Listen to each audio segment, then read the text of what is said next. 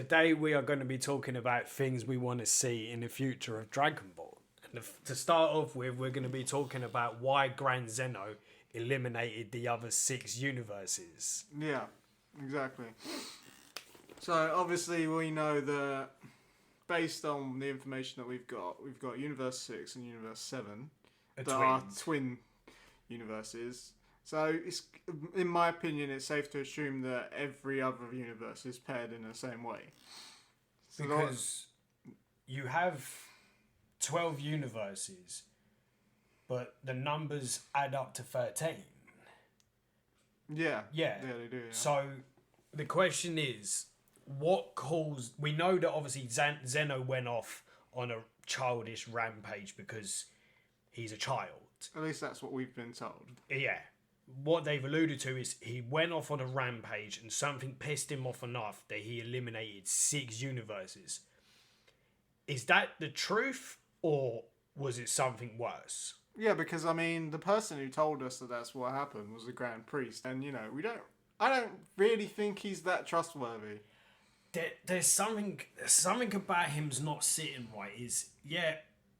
Okay, you could say, oh, he's trustworthy, he's the Grand Priest, but he is a diabolical little bastard. Yeah, innit? There's something not right about it. Is, okay, why did he do it? What caused him? One universe you can understand. It's like, okay, you could be like, right, the God of Destruction was useless. He done fuck all. I have no other replacements for him. Screw it. The whole universe is getting wiped out. But 6? Nah.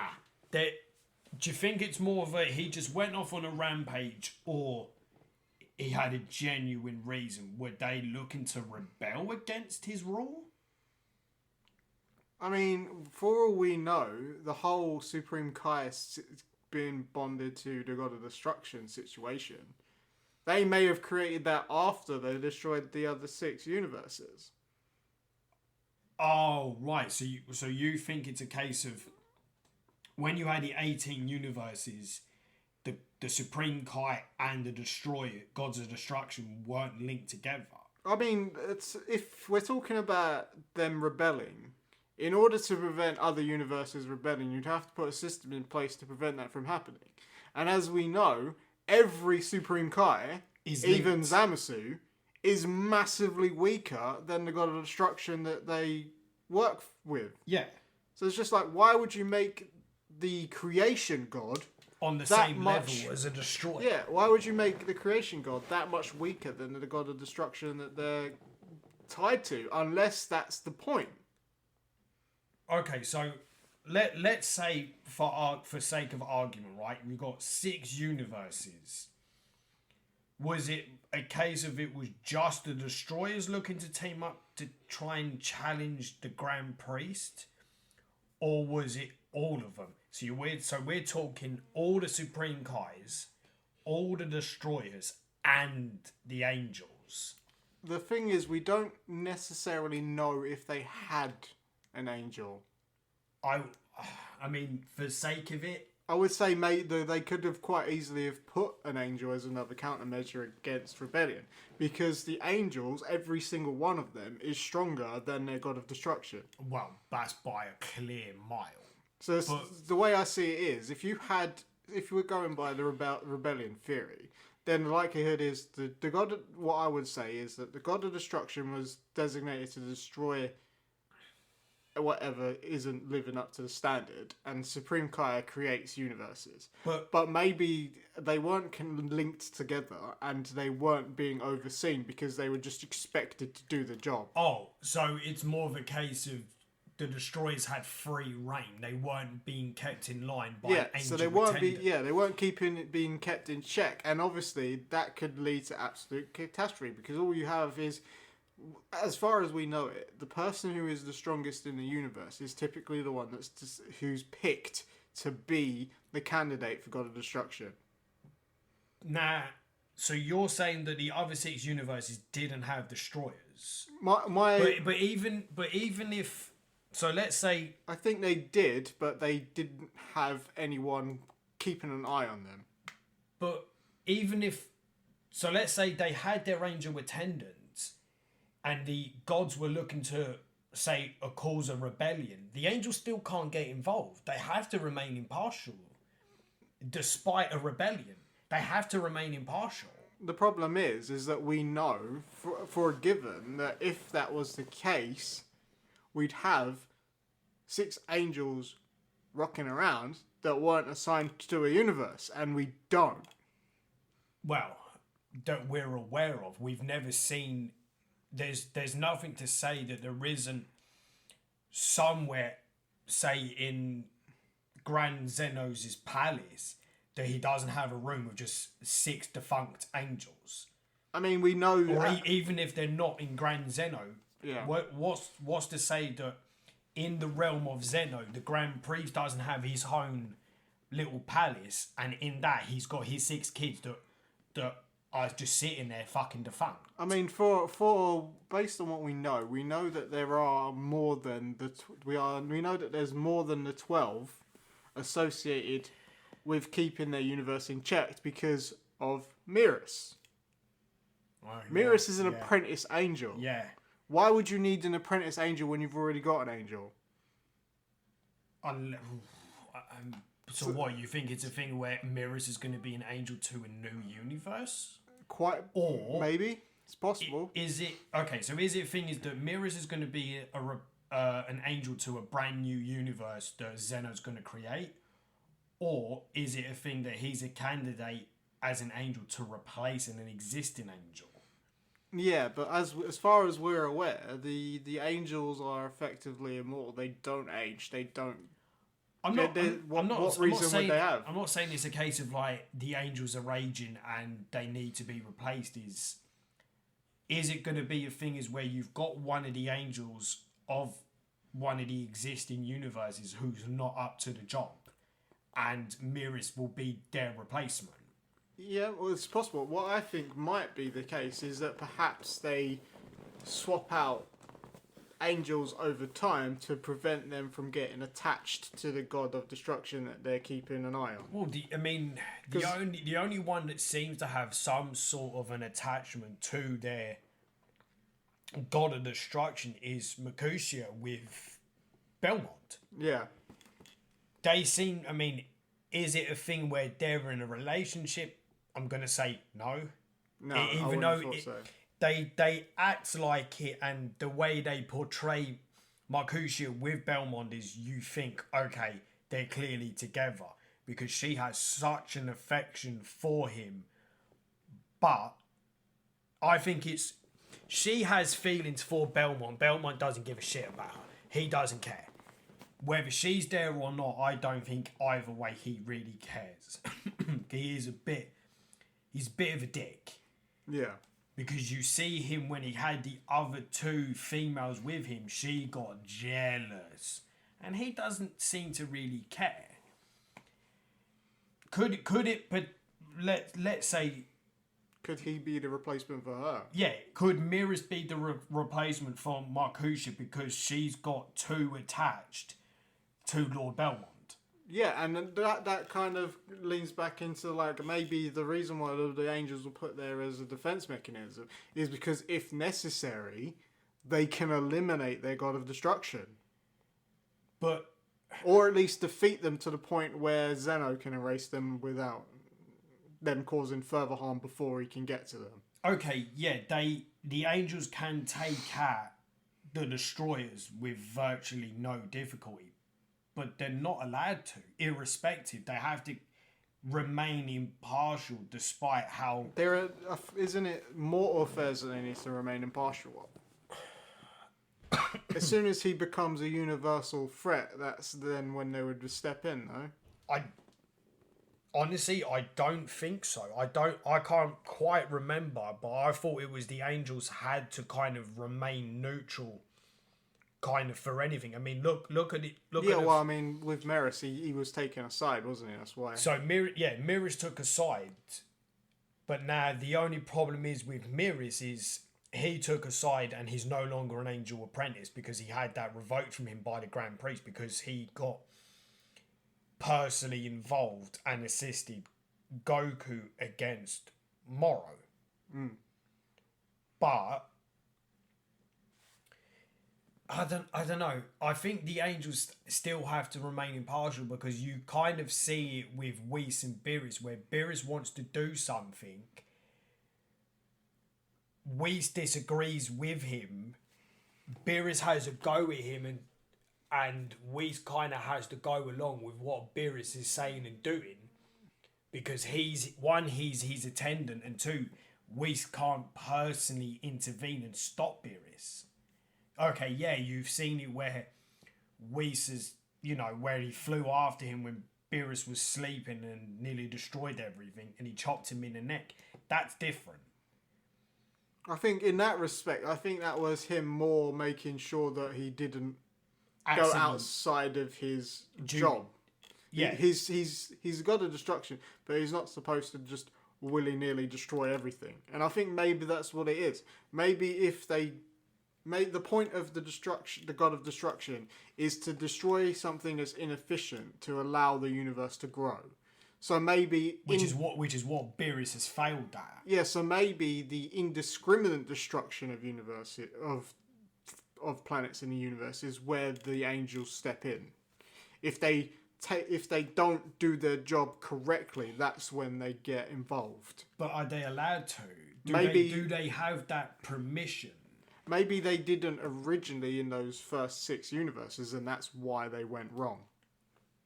So you're saying it's more of a thing is the other 6 universes were a catastrophic failure, so Zeno just eliminated them as opposed to trying to fix them.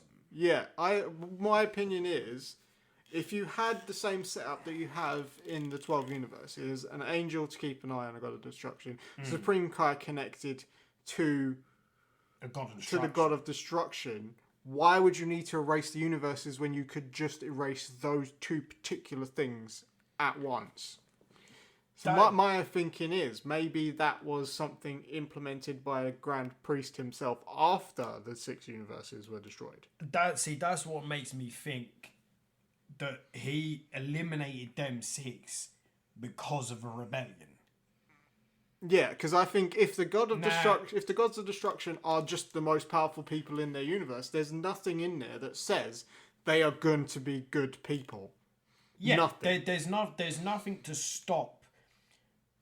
Someone as bad as Frieza becoming a god of destruction. There's nothing. There's nothing to stop that, and there's nothing to stop any of the destroyers working in cahoots somehow in tandem secretly that they don't plot to overthrow Zeno.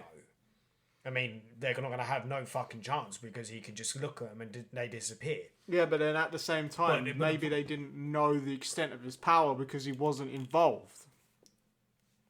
Yeah, no, that's a good point. And whenever you meet him, he acts like a child. Yeah, so they just probably thought, okay, yeah, he's the Omni King, but really he's just there. He's kind of a figurehead, whereas the one with the true power is the Grand Priest. And could he take out 6 destroyers? More than definitely, 100% he could take them out. But how powerful were these gods? Yeah, that's the thing you need to take into account. It's always supposed to be, from what we understand, is it's either the most efficient in that universe or the strongest. Because Jiren is a... Okay, the Universe 11 is an exception because Toppo becomes the candidate to become the next destroyer. Because he's stronger than his god of destruction. He's not stronger than Jiren. Yeah, and Jiren has no desire to be a destroyer. And so maybe that might be part of it as well. Maybe because it's a choice now as well. Maybe in the other universes it wasn't a choice. Oh, if you were the strongest, you just had to be the god of destruction. So and a lot of people might have taken resentment. It was basically forced upon them. Yeah. Now, could it be a thing is that the other highly doubtable, but could it be a thing is that the destroyers were working in cahoots with each other to form a rebellion, but did they somehow manipulate the angels to partake? Did something happen that kind of made the angels think, well, clearly this system that's in place doesn't work. The Grand Priest is too much of a dictator. It's more of we need a bit more freedom. So would it be a thing is that the angels and the destroyers work together to try and overthrow the current regime? I mean, I would like to say no, but considering that we don't see these other angels, it kind of feels like maybe it's certainly possible. I'd say. Yeah, because I mean, don't forget they do often disagree with the Grand Priest, even though he is their father. Whis disagrees with how he was treating Maris, but he acquiesced purely on the basis that he was his father. Yeah, and he had to, even though he never fully agreed with it, he had no choice but to support him because, well, his dad would fuck his shit up. But he had no choice to accept that the Grand Priest was doing what he was doing with Miris for a reason. And it's kind of like, look, you step out of place, I will just take your powers from you and there's nothing you can do. There's nothing to say that just because the angels are the children of the Grand Priest, that all of them are going to be good. And what my feeling is that rather than joining the Gods of Destruction, maybe they opposed them. Oh, so it went out, but it still went outside of their job. So it's a thing of, say, the Gods of Destruction were forming a rebellion, and the 6 angels formed a counter. They opposed the idea strongly enough that they broke their own vow to not get involved by trying to stop them, maybe. Yeah. But that would still cause them to be erased because effectively what they've done is based on what I see, it's almost like the Grand Priest isn't really actually in charge per se of the divine punishment that they get. It's almost like they make a contract, and when they break it, it triggers an effect. Because the Grand Priest wasn't there when Maris got erased, was he? I don't remember that chapter. Well, he was a part of that whole thing of Miris getting erased. I think he was a part of it because Miris broke his impartiality oath that angels have, and I think it was he had the powers taken away, but then Zeno just erased him because that's what Zeno does.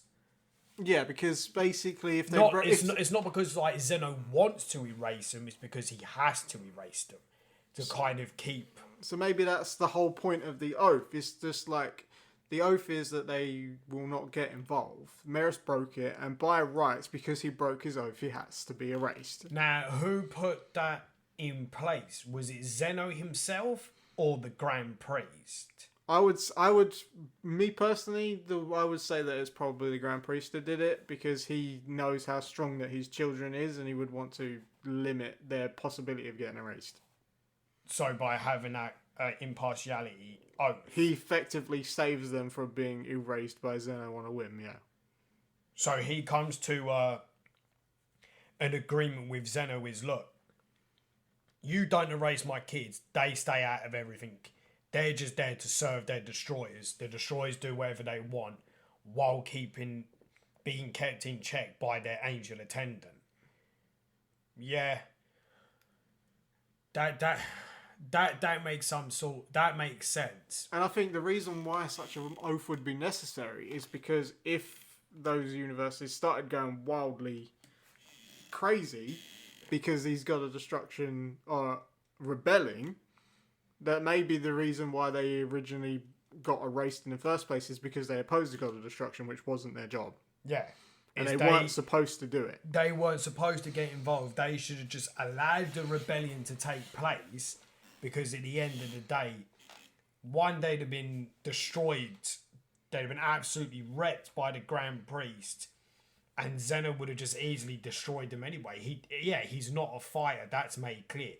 Zeno's strength isn't from his fighting abilities. His strength is his own strength because of his bullshit powers.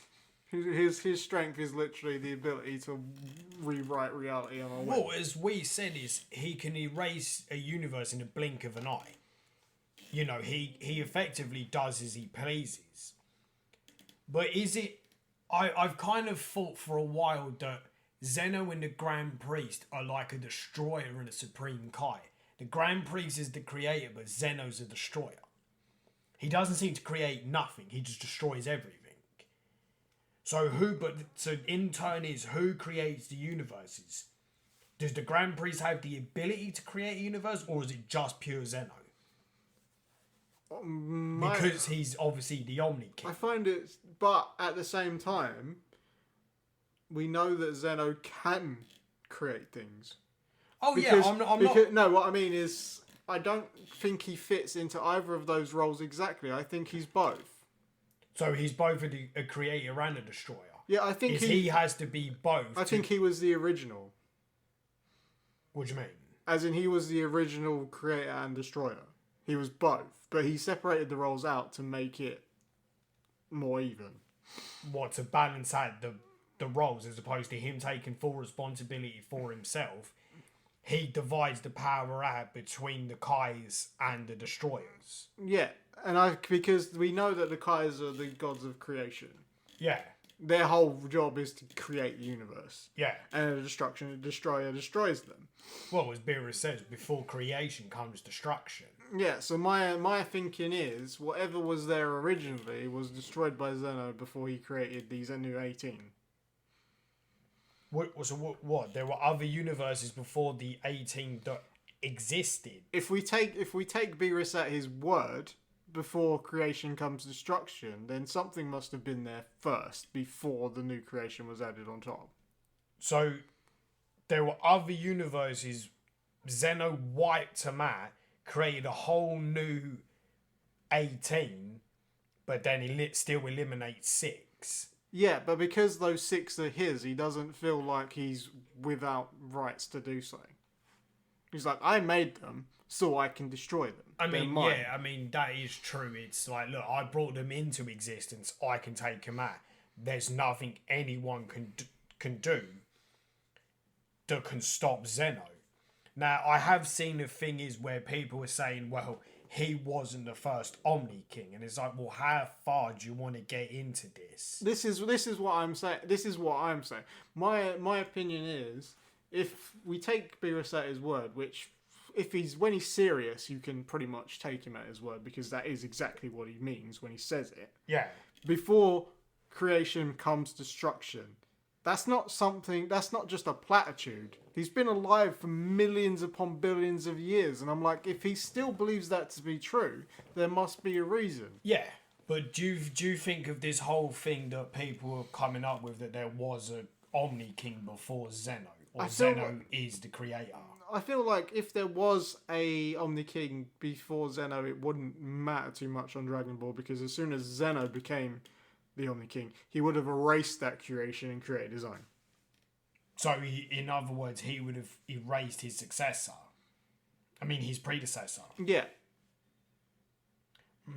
See, I don't think there is a thing of where Zeno, there was someone before Zeno, this thing. I think it's just the reason why there is only one and only Omni King, and that is Grand Zeno. That's it. There is no predecessor. There is no Zeno species or whatever. The reason why I say that I think that's the case is because if there was only ever one Zeno, and there only ever could be one Zeno, there's no way that you would find a different Zeno in another timeline. Oh, what you mean, like what happens in Super, where you get future Trunks with the whole Goku Black and Zamasu thing, and then Goku... Yeah, because if you're talking about a god being omnipotent and omnipresent, he would exist in every universe, in every timeline. There would only be one.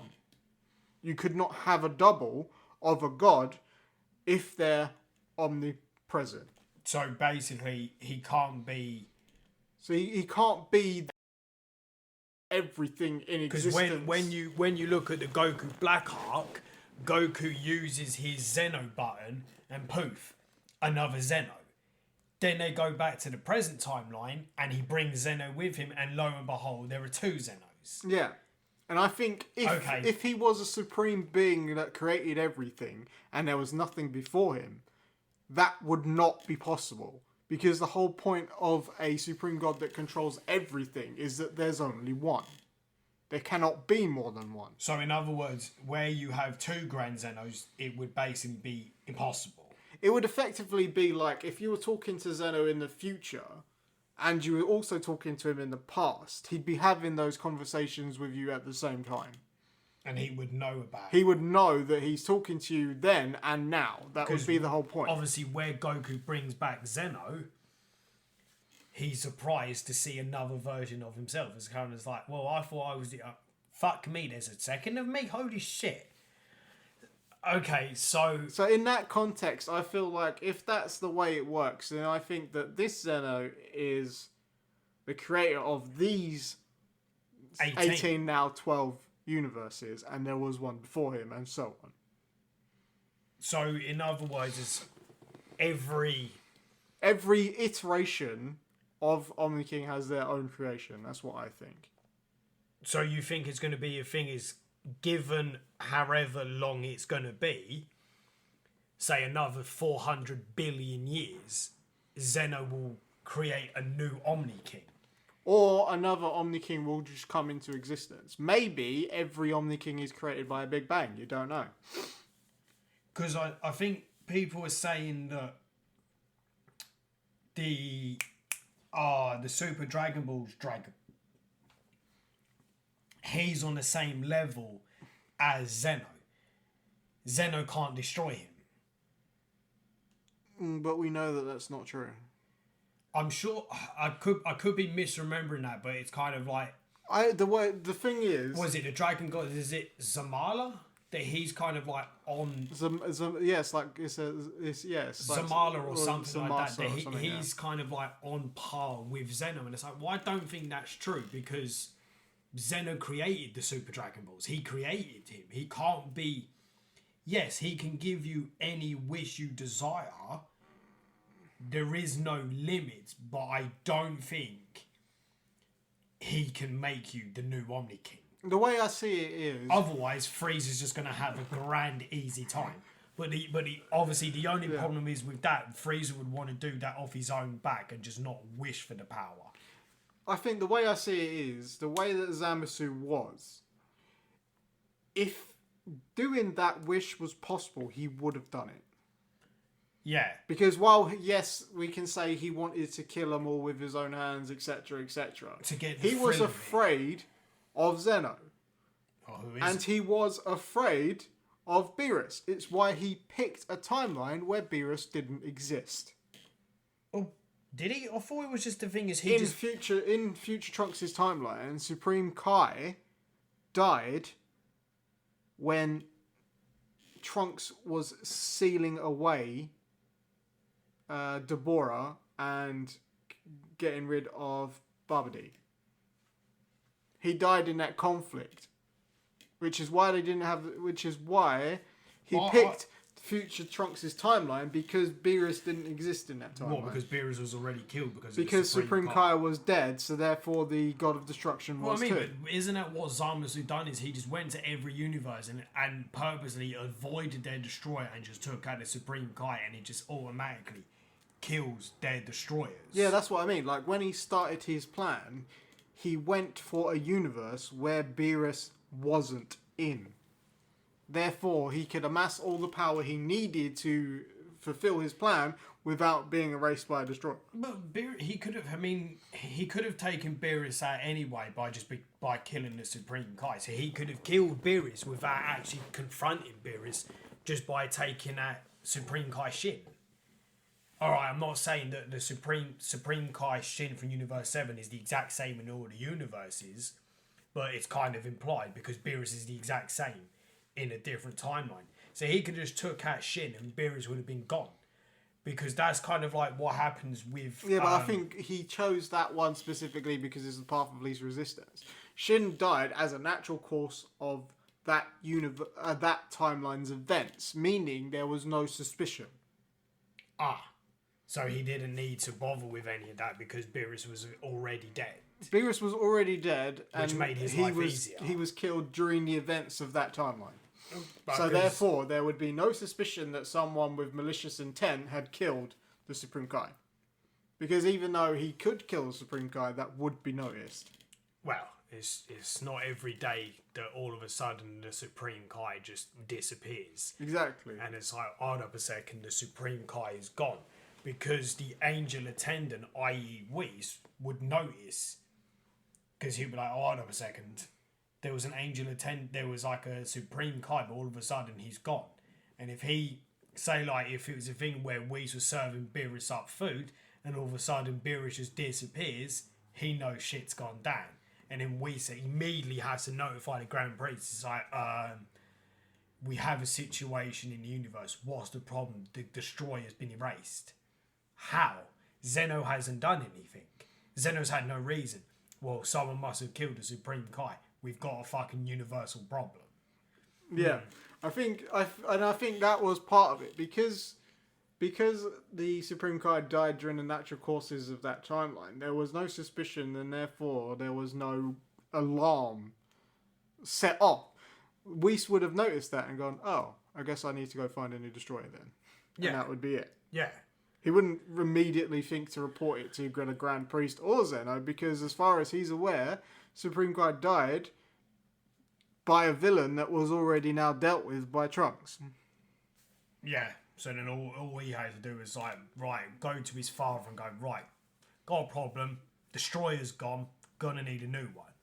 What happened? Bing, bing, there you go. These are the events that happened. It was Majin Buu. It was Majin Buu. Trunks dealt with it. The Supreme Kai was killed, which effectively takes out the Destroyer. Gonna need a new one. Fuck, here we go again with trying to find a new candidate. Yeah. So, that's the question is, what happened to the other 6 universes? I'm leaning more to the side of it was like a rebellion.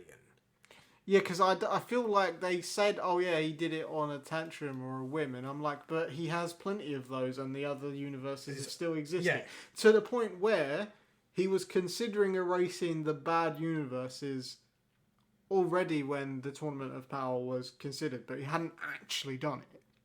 Because Which means he was deciding what to do. Yeah, and his decision was going to be, right, all the universes that are basically failing, I'm going to get rid of them and just reduce the amount of universes I have to oversee. Because the Grand Priest says that to Android 17, where it's like, look, if you took a selfish wish, that's it, you're all fucked. Like, all 12 of yous are all gone. It's kind of like, oh, so one little tiny thing and that'd be game over. Fuck. Was it a situation like that? Was there a Tournament of Power previously? Was there a... And that's also... I mean, was there a Tournament of Power previous to the one we see? I'm going to say no, because Zeno has no idea about it, and he's never seen an exhibition, like where you had the exhibition between universes 6 and 7, and then all of a sudden Zeno turns up, and he's kind of pissed, like, well, you've had the exhibition between 2... say rival universes, no one invited me. Yeah, I'm not fucking happy about that. You cunts can't do that without inviting me. And that's why Beerus is so shit scared. It's like, oh, I've decided to do this with my brother against him in a way for fun. Never thought of inviting our fucking Omni King, which he's not impressed about. And that's also why I think that Zeno isn't actively involved in the oversight of each individual universe, because such a swap between 2 universes I don't think would have happened normally. Like, it goes outside the scope of what a God of Destruction is supposed to be allowed to do. So I think part of it was because he wasn't invited, but I also think part of it was they were stepping outside their boundaries. What, by having the exhibition fight? Yeah, well, the whole point was basically over something petty. Yeah, and it was basically one planet was going to get removed from one universe and put in another universe, which is something you can't do. Which is not something you should be allowed to do, because you are a God of Destruction, which means that your whole point is to destroy stuff and not move shit. Yeah. So I think part of that was because they were going outside the scope of what their role was. there's that, and then there's also, as I said, there's the thing of like, okay, you've held an exhibition fight. Why was I not invited? Yeah, Like, and then obviously he saw that this exhibition fight was really good, and he was like, actually, this could have been really entertaining for me. He's So there I'm like, kind of because pissed that he didn't invite I him. think he only caught the end of that, which wasn't it kind of like, well, we don't know roughly when Zeno got there, but it was kind of like during, wasn't it Goku in Hit? Yeah. And then all of a sudden it's there, it's like, well, who's the midget in the middle of the fucking ring? Oh shit, that's the Omni King, the most powerful being in existence. He's the one that rules above all. And it's like, oh, why is he here? And then he turns out as it's like, right, I'm pissed you guys never invited me. You don't ever do that again. 2, actually, I'm glad you held it. Turns out this shit's a lot of fun. Can we do this again? Bigger. Yeah, no. Okay, we're going to do it. And Goku's like, oh, I get to fight other people. No, all right, cool.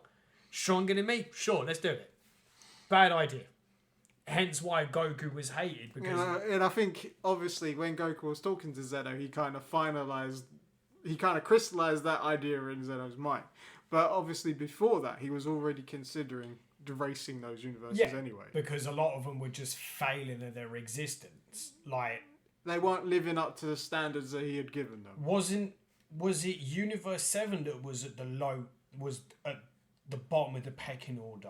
It was below a 10 on the mortal rating, I think. That's what they said. There was a few of It's them. 1 to 15, and I think they were below 10, which is why they were putting. I think there was a few universes that were below par, but I can't remember if Universe 7 was the lowest and Universe 6 were barely above them. And then because of the Tournament of Power, they jumped up only a little. It only improved them slightly because the universes that didn't partake, their mortal rating was over 10. Yeah, their mortal ratings were fantastic. Then the question is, right, what have them universes done different? Okay, yeah, the obvious thing is the Destroyers have done their job properly. But then, what else is there? How powerful are their mortals? Are we talking mortals that are above Jiren? The way I see it is, the problem is that we don't know how strong those God of Destructions are because they didn't partake in any fighting. We can roughly determine how strong a universe is based on who their God of Destruction is and who their candidate is. But the thing with that is, okay, we don't see it in the anime, but you've got the manga and all 12 Destroyers had a fight. And Beerus come out effectively on top. What's the other one? What's his fucking name? The rat. I can't remember his name. He's the mouse God of Destruction. Yeah, I vaguely remember seeing him. I can't remember his name. Oh, I can't. You know what? Let me just quickly Google it. But it's kind of like with that, he's built, so to speak, to be on par with Beerus. Because they had an arm wrestling fight and he won, but that doesn't really prove whether he's stronger or not. He just kind of got the better of him. It's a weird one. I mean, that proves that his physical power is on par, but that doesn't mean that his mastery of his skills is. Because you could rightly say that Goku and Vegeta, in terms of raw physical strength, are roughly the same. Lord Kitella, that's it. I just couldn't think of the fucking rat. So Kitella, people argue over who's stronger, like Beerus or Kitella, and their main thing is because in the God of the Destruction exhibition fight, they were the only two that was left. And then people say, well, Kitella's stronger because of the arm wrestling fight. He won, and it's like, but that doesn't prove nothing. Because as far as we're aware, the only God of Destruction that still trains is Beerus, because he's the only one that's got an unrefined version of Ultra Instinct. I'm not saying that the others don't, but when you look at the exhibition fight, Beerus uses it, and he uses it effectively. So that's why Beerus is kind of like on a different level, because he's the only one, again, that we're aware of that's slightly tapped into Ultra Instinct. Yeah, because he's got his God of Destruction power and he's got Ultra Instinct, which kind of is a bit of a fuckery, because he's got the ultimate defense and the ultimate offense. He's kind of like, you don't fuck with him, but he easily bested all the other destroyers, even the ones from the universes that don't partake in the Tournament of Power. He bests them. So he's kind of like the top of the food chain. Now, in the universes that were destroyed, now the question is, where did their destroyers rank? Did any of them manage to tap into Ultra Instinct? Are they on the same level of Beerus, or are they above Beerus? Because, yeah, the problem is with Beerus is they keep moving the goalpost for him. He's like an unattainable target. No matter how strong Goku and Vegeta get, Beerus is still above them. They just keep pushing him further and further away. Like, Goku's quote-unquote mastered Ultra Instinct. He can tap into mastered Ultra Instinct at its infancy of power. He can tap into it, but he isn't permanently in mastered Ultra Instinct like the angels are.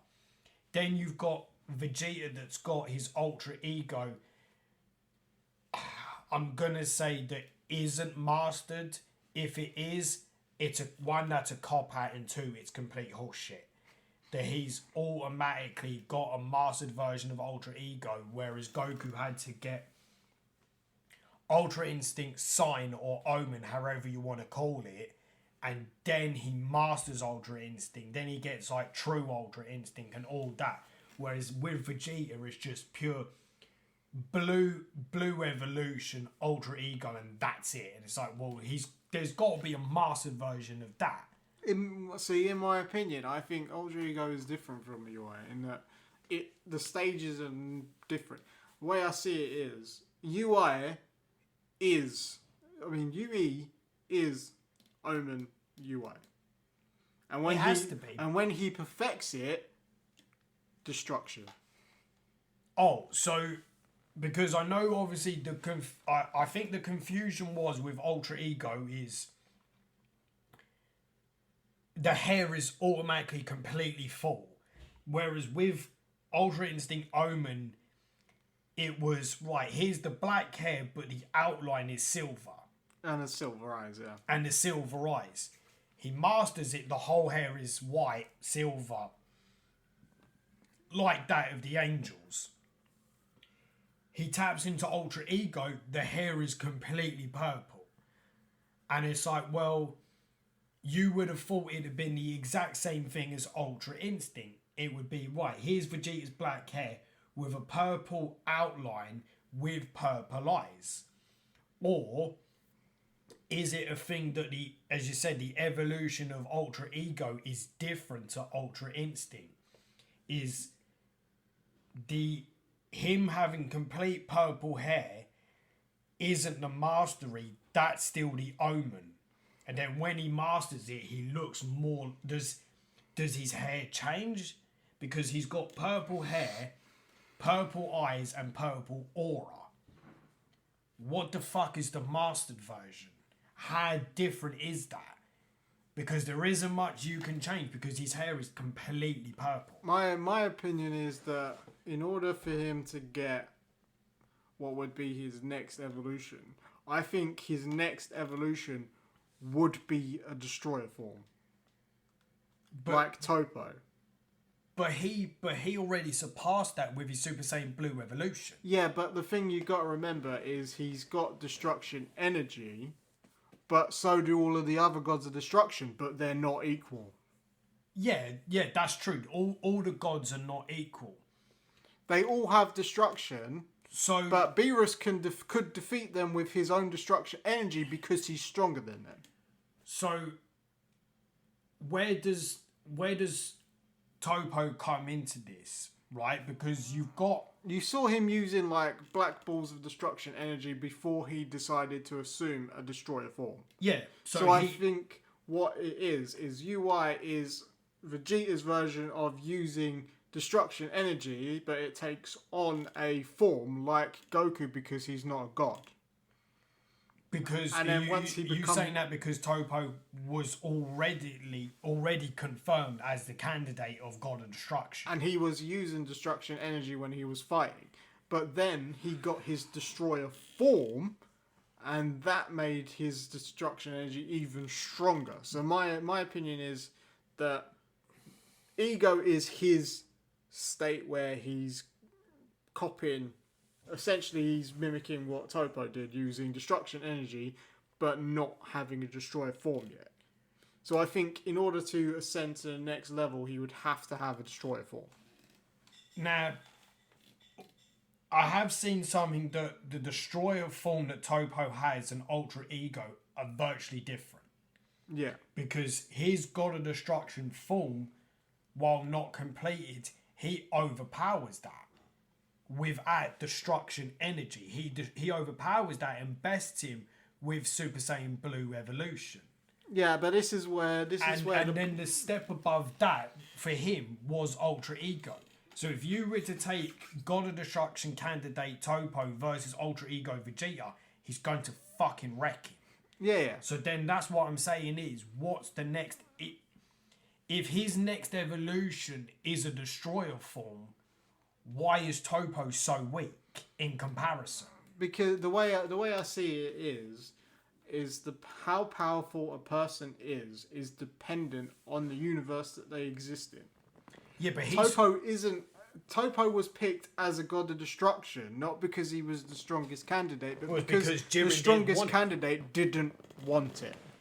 But yeah, but then why? But that's what I'm saying is, why is his God of Destruction form, let's say it is far weaker than Vegeta's, as I said, because he was bested by Super Saiyan Blue evolution, and God of Destruction power is surpassed that of Super Saiyan power, and he's from a far superior universe in Universe 11. But then when Vegeta gets that power, he would best Topo easy. So that's what... The thing that people aren't taking into account is when they're talking about mortal levels, they're not talking about how powerful the people are in it. The mortal levels are about how advanced the civilizations are in those universes. But isn't Universe 11 more advanced than Universe 7? In its mortal level, yes, but that doesn't necessarily mean that their fighters are stronger. Wow. Because in order to have a stronger mortal level, you need people working together, which means not fighting. In order to advance civilizations, you have to have communities working together to improve their universe. So it's quite possible that the reason why their power isn't as high is because their God of Destruction are a bit stricter with how much civil unrest they will allow. I mean, yeah, that's true, because you have a lot of powerful beings in Universe 7. You know, you've got Goku Vegeta, Gohan Piccolo, Frieza, you got Broly, you had Moro, and you had Gas. Again, I'm not going to include the likes of 17, 18, Krillin and Yamcha and all that. I'm not counting that because they're nowhere near. Could you include Majin Buu? But Majin Buu, he hasn't had a power up in forever. I'm pretty sure that Majin Buu is at least equal to Super Buu now, with all of the training he did to try and get into the Tournament of Power. Yeah. So he has powered up, but he hasn't had let's say, in Dragon Ball fashion, he hasn't had a transformation. Yeah. For him to ascend to a higher level, because Majin Buu is still powerful enough that wherever he goes to another universe, he will fucking erase it. He's still a universal threat. Whereas Goku and Vegeta are beyond that. Yeah. So that's the question is, has Vegeta mastered Ultra Ego? No. What's the evolution after that? Fuck knows. Fuck knows what ass pull shit they're gonna come out with. I think part of the thing we need to remember about these universes is, like I said, if they're working together more often because their gods of destruction are stricter, then that means there isn't any conflict. And as you know, people like Frieza, the Saiyans, all of that stuff, they get stronger by fighting stronger opponents. Yeah. That was the whole reason why Goku wanted to fight in a tournament power in the first place. Because there were stronger beings and it would allow him to ascend to higher levels, which he did, is he ascended to Ultra Instinct and then mastered it. And they spent their entire lives fighting and getting stronger.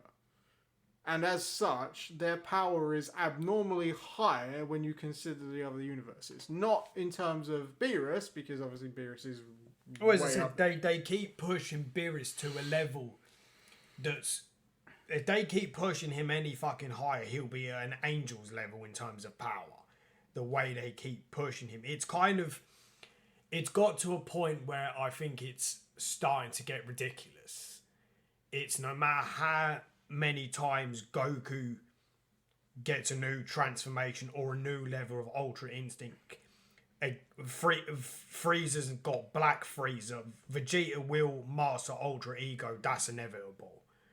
It's how much further can they keep pushing Beerus until it gets to a point where, as I said, he'll be on par with Whis. And it's like, well, he has to be surpassed at some point. And then, because I think they see it as well, if we keep increasing it, it still gives Goku and Vegeta something to keep working towards. It's like, but even if they do surpass Beerus, there will still be beings out there beyond him, which you get with Moro and which you get with Gas. I'm not saying that them two are above Beerus, but they're close to it. Like, Goku and Vegeta have to be literally within touching distance in terms of Beerus's power. So, with the other 6 universes, was it something that happened with that? Where their mortals surpassed their destroyers and then eliminated them. And then they see it as, so it would be like, right, you've got mortals from 6 universes, they've taken out their destroyers, now they're posing too much of a threat, so Zeno had no choice but to erase them. So as opposed to the destroyers rebelling against Zeno in the Grand Priest, did the mortals surpass the destroyers but became too much of a threat that Zeno had to erase them? The whole universe, as opposed to the individual. Because he couldn't take the chance of erasing said individual because there was nothing to say that it couldn't happen again. So it's like, instead of me just taking that one, fuck it, I'm taking out the whole universe, eliminates the problem permanently. Yeah, no, I think that's definitely possible. I think part of that would then be the caliber of the people that were involved. Because if you remember, when they're talking about God of Destruction candidates, Vegeta and Goku are both candidates. Well, but they were picked by Whis.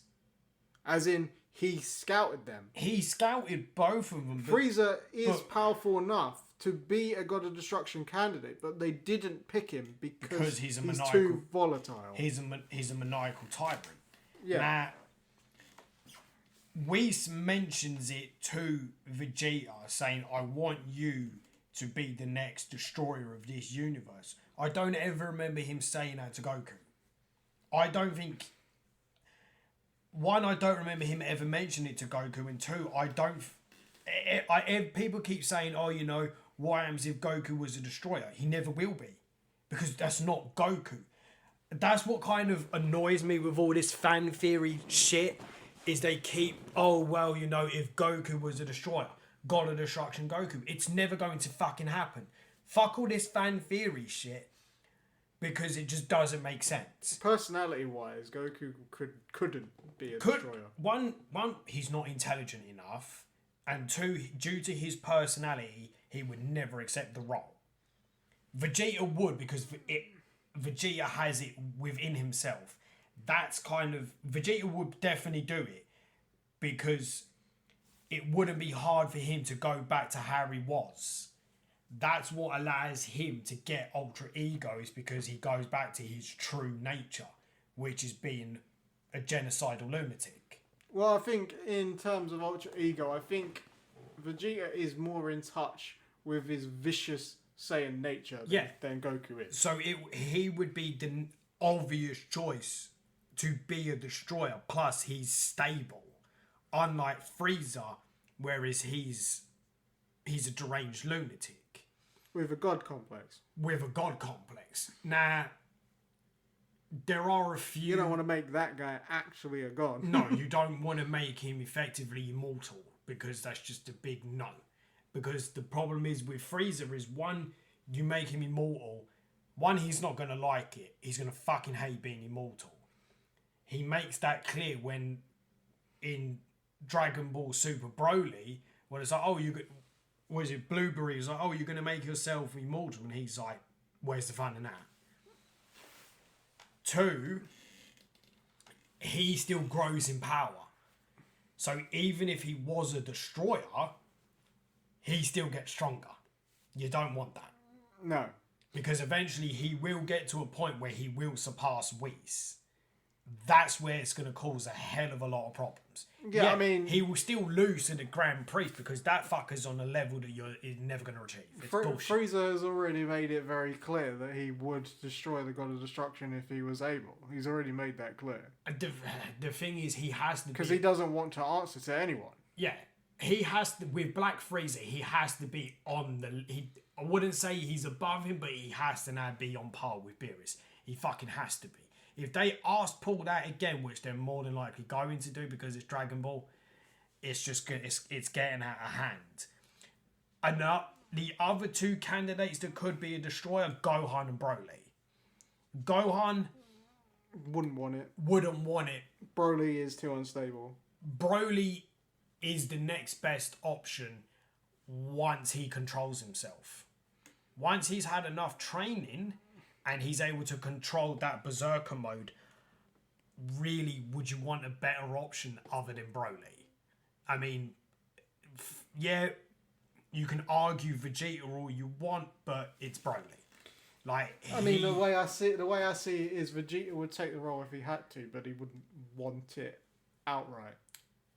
Because it means he would have to give up a lot of stuff. I think Vegeta would only become a destroyer once Bulma dies. Once Bulma dies of natural causes, he'll take up the mantle of a destroyer.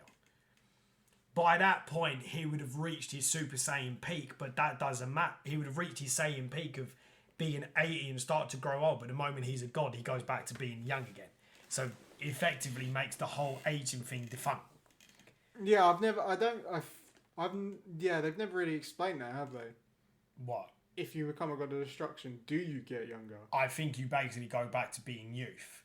I don't think I think they would want you to be in your peak, surely. Yes, you would want, but I think it would be a thing is he would keep his maximum power that he's ever going to achieve, but they just make him young again. So he keeps all that power and knowledge, he's just young. So it's basically, right, he's reached his peak, his wife's dead, Trunks and Buller are irrelevant. They've got their own lives. It's more of, he won't do it because of Bulma. She dies, he reaches his peak, he automatically becomes a destroyer and goes back to being young. I think I could see that happening. So, now, another thing... I think the key reason why Whis agreed to train Goku in the first place is because Vegeta's motivation for being strong is Goku. Because he doesn't want Goku to surpass him. He doesn't want Goku to be number one. And that's why I still think, even though Goku has whatever fucking version now of Ultra Instinct he has, I've lost track, is like true Ultra Instinct, I still think Vegeta takes him in terms of raw strength. Ultra Ego against Ultra Instinct, Vegeta takes him. I think now, you can argue with it, but I think in terms of it, Vegeta's taken the step and he's above Goku. I think in terms of raw power. I think even if he's not, he has something that Goku doesn't. Killing instinct.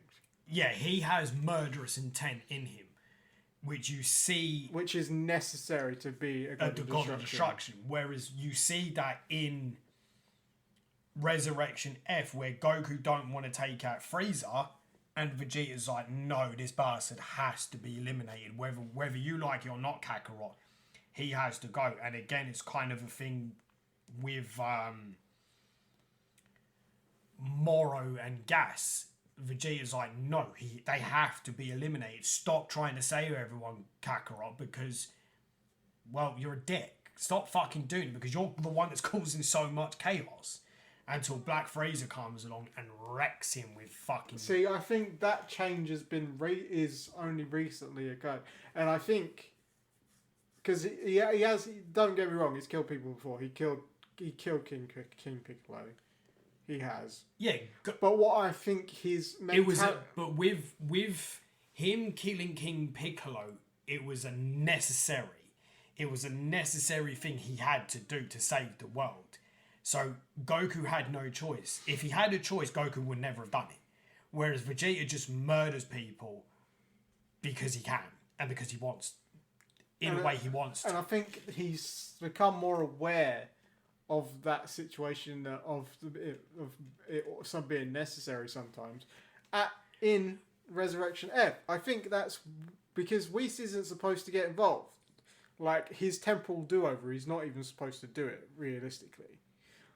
But I think he does it to teach Goku a lesson. Which is why... He needs him to...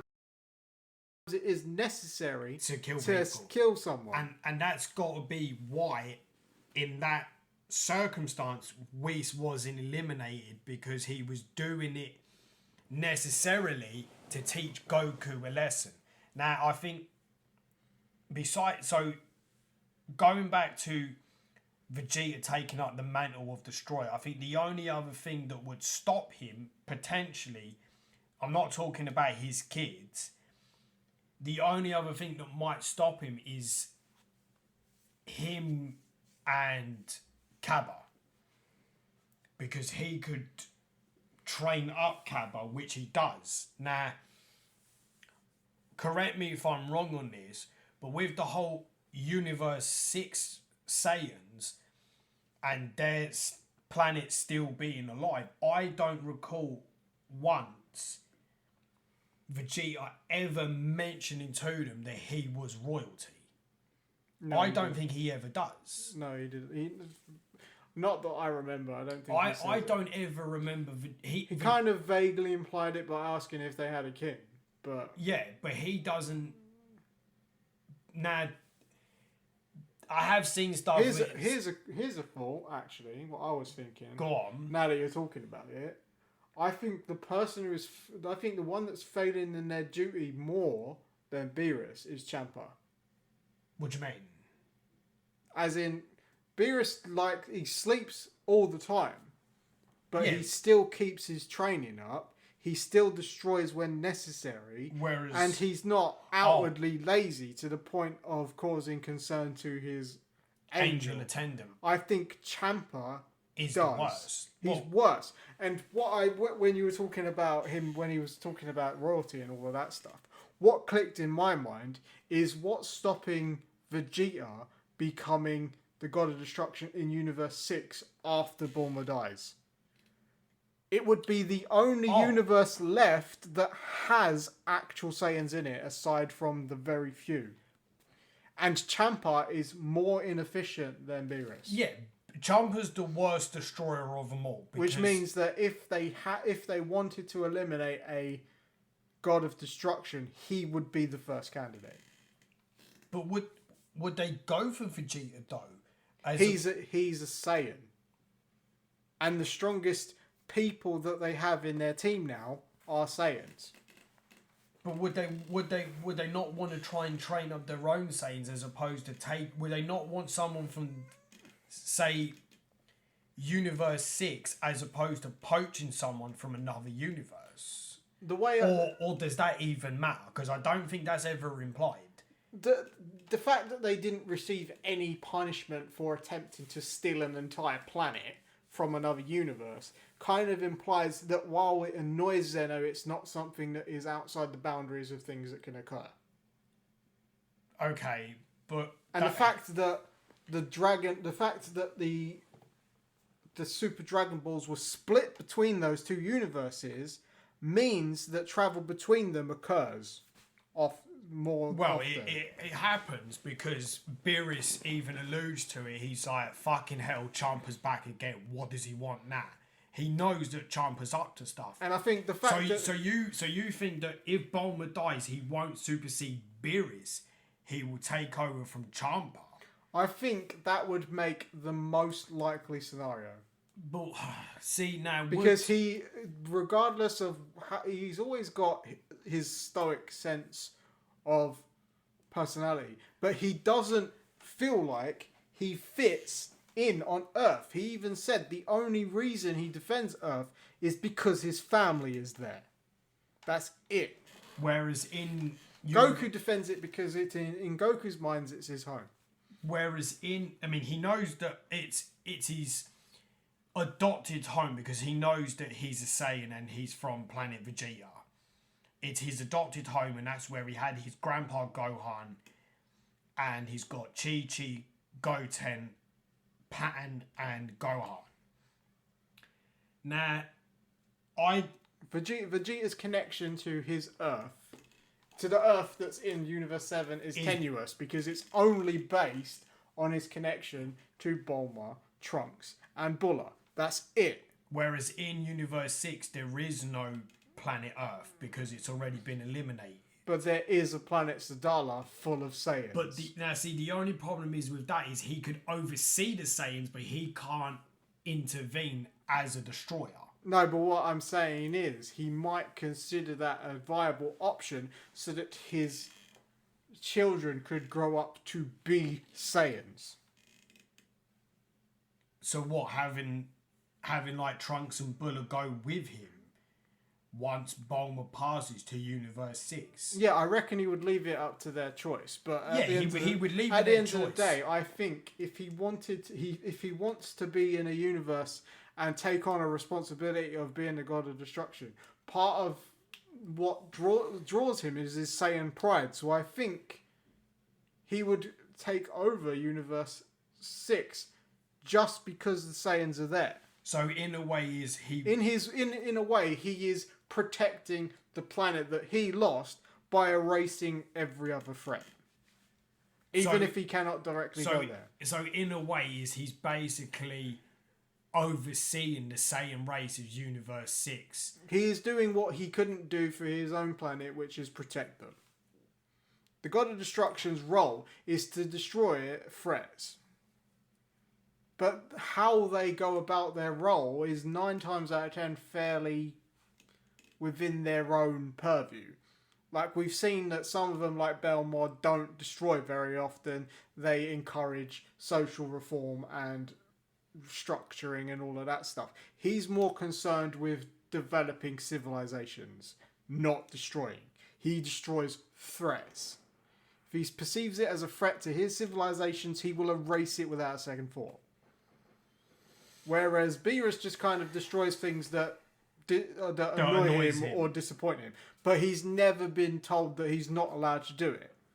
So based on what we know about the Destroyers, is that they have a fair free reign with how they over the jurisdiction that they have over their own universes, as long as they still perform their function.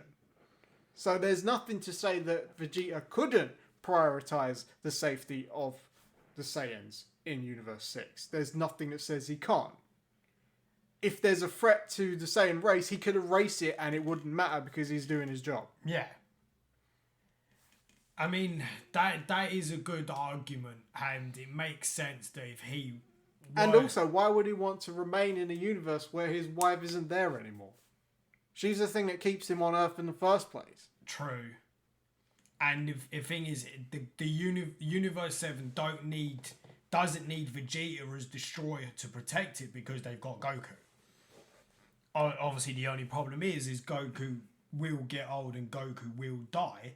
But again, that doesn't matter because then you've got Gohan. Now, I'm not sure about Piccolo because we don't know how long really. You're looking at least a couple of 100 years for Namekians. Yeah, but remember when they can reproduce on their own. King Piccolo obviously created Piccolo, who was essentially just him. It's effectively a clone. Yeah, was him just as a clone, but far stronger. Yeah, well, obviously he had all of the power that King Piccolo had, and it just got but he was younger, and therefore he had more time to gain more power. So that's that makes sense. And then obviously now you've got Dende, who is now immortal because he's the guardian of Earth. Yeah, so Vegeta doesn't have to supersede Beerus because Universe 7 has got plenty of strong. And we know that Goku is already training the next. Well, he's not yet, but at the end of Z, he was already taking the next defender of Earth. Oob was powerful enough to be the next defender of Earth, and he wanted to fight, whereas Gohan doesn't. Yeah. Even though Gohan doesn't want to fight, he still has that ability. So you've got... He has the potential, but in terms of someone having a designated protector, Oob is a safer bet because he actually wants to do good and save people. Universe 7 has plenty of options. You've got Gohan... Broly would be too old at that point. Piccolo, any spawn that Piccolo has, you've got Trunks, Pan, Bulla, Goten,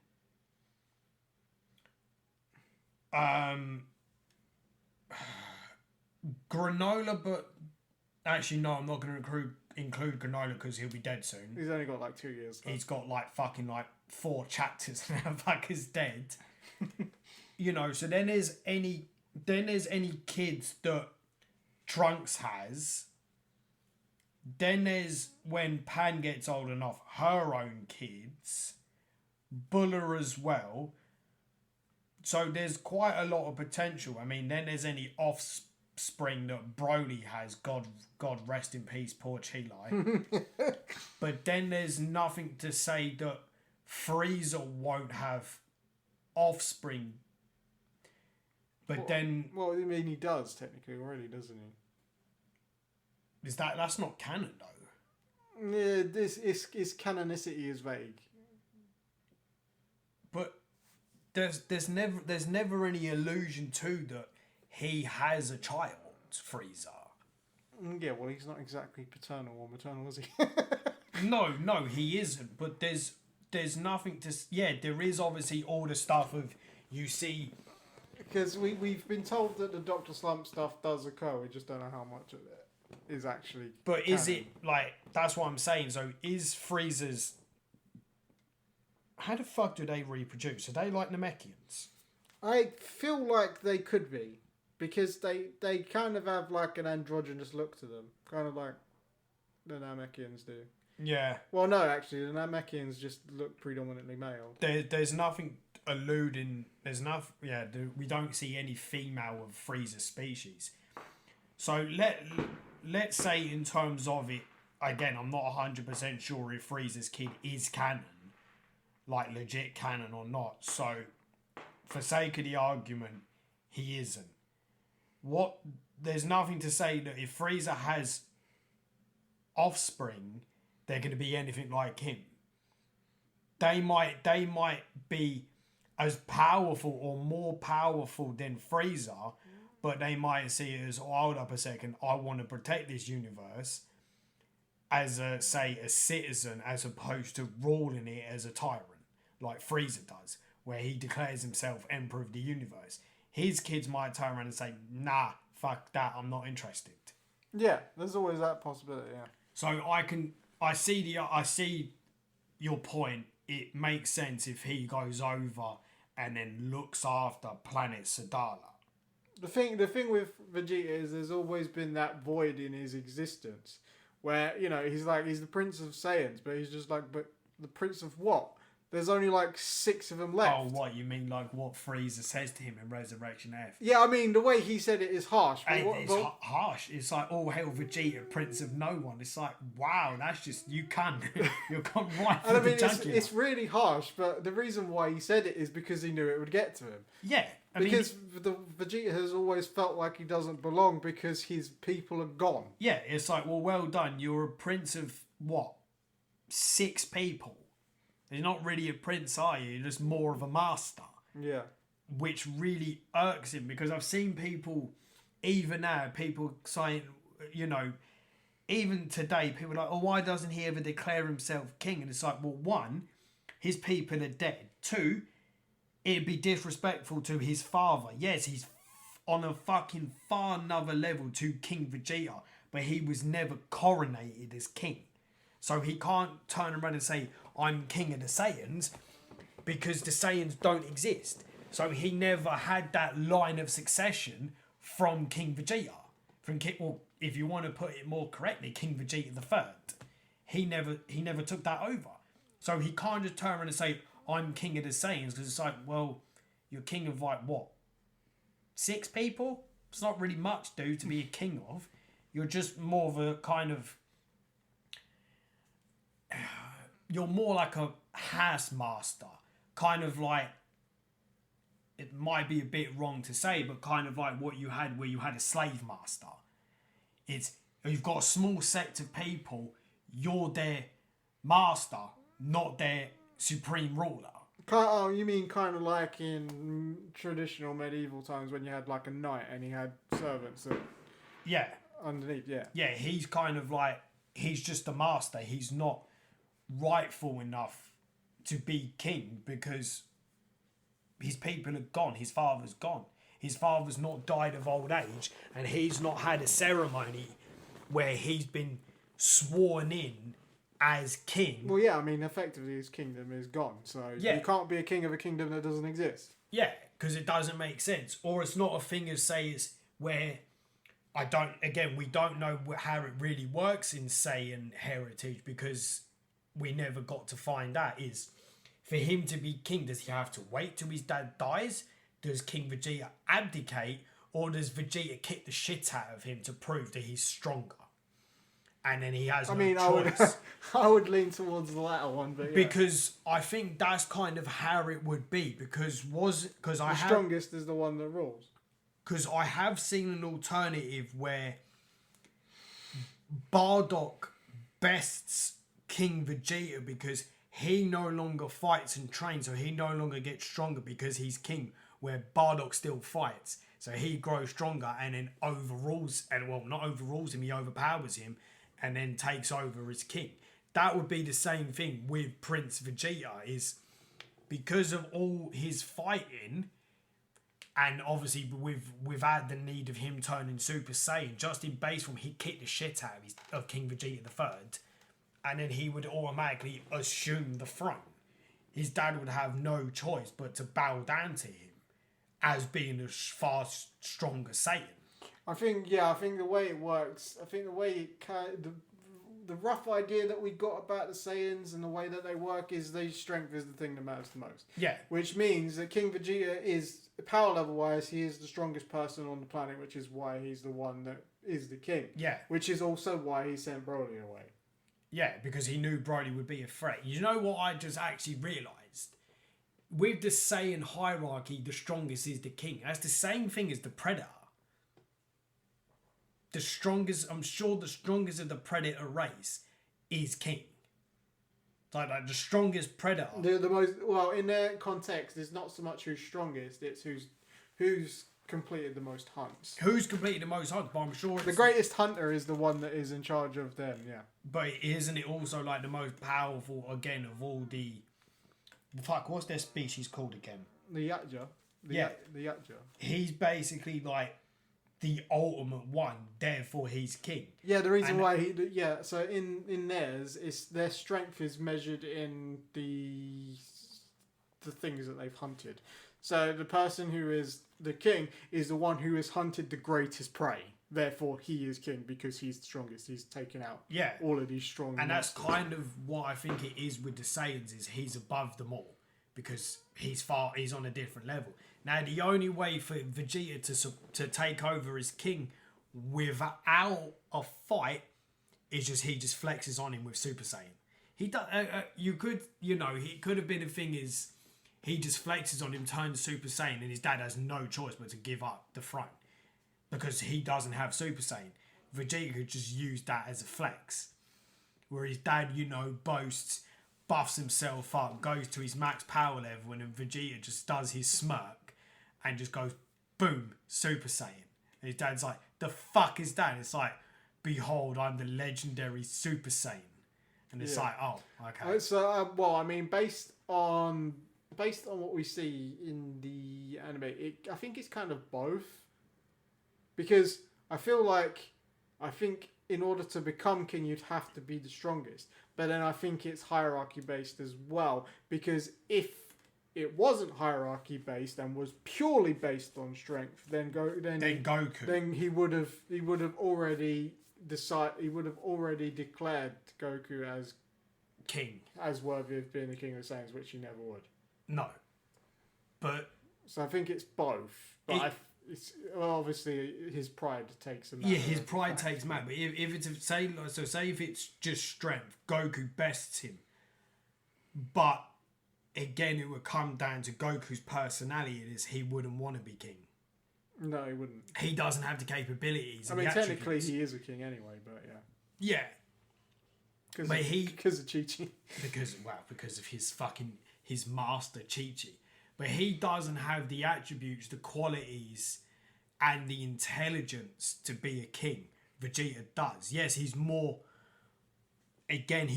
ruthless, but Vegeta would be... him being king and him being a destroyer is one and the same. He's effective enough that he could be king of the king of the Saiyans. No questions asked, even though Goku's stronger than him. The way I see it is, I think if he was gonna go over to Universe 6, which I think would be likely if Bulma was dead, he would want to meet the king of the Saiyans, King Saldala. Yeah, to take the measure of what he's like. Nah. So let's say Vegeta goes to Universe 6. He succeeds Champa as Destroyer. Then who leaves that then to take over Beerus? Because it can't be Goku due to his personality. I think the thing, if we're talking about who needs to be replaced more, Champa obviously needs to be replaced more, I would say. Yeah, that I agree with. But then if Vegeta takes over... If you wanted someone to take over from Beerus, then the most logical person to pick in terms of how powerful they are has to be would be Broly. As long as he can control himself. But if he can't, then I would actually say, even though I know he wouldn't go for it, I think the person that would be most suited to be the next God of Destruction, if he decided to pursue it, would be Gohan. See, I wouldn't say Gohan. I'd say Piccolo. I think the only reason why I don't think Piccolo would take it is because when he refused with Kami, he is already intimately aware with the burden of responsibility that is. And also, it would mean getting in touch with the part of himself that's King Piccolo, and I don't think he would want to do that. That's true, but I think he's at a point now where he can control that. Where I don't think the part of him that was King Piccolo would come out. I think he's more than capable of controlling that. So I think for him, in my opinion, it's more based on a mental willingness.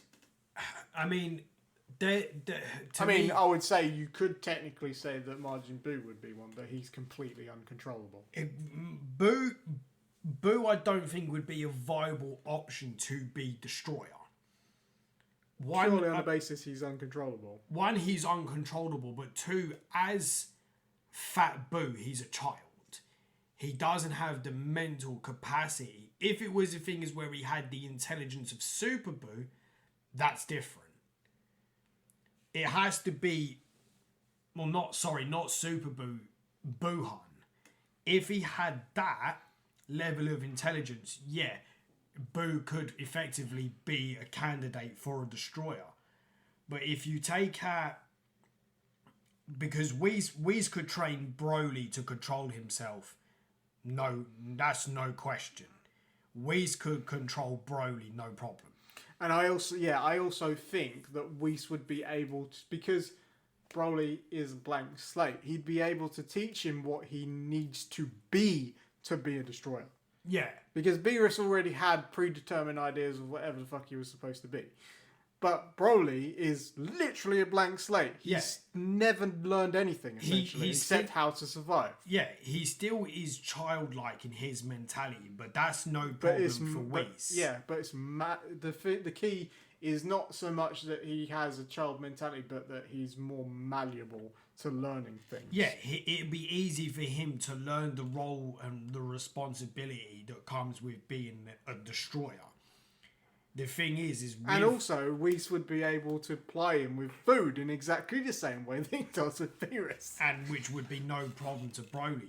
The only thing is, with Broly constantly getting powerful at an unimaginable rate, surely to God, him with that level of power, he would have to be on par or have surpassed Whis in terms of power.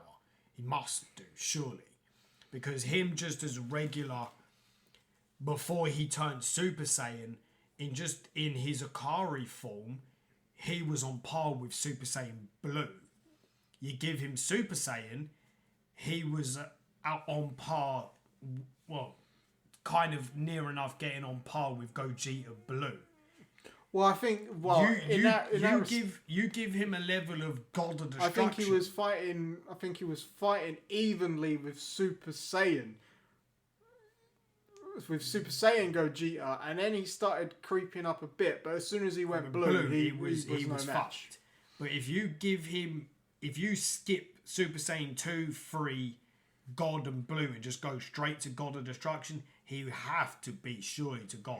I think the first thing that they'll do with Broly is, if that was what they were planning on doing, is that they would make him Super Saiyan God first.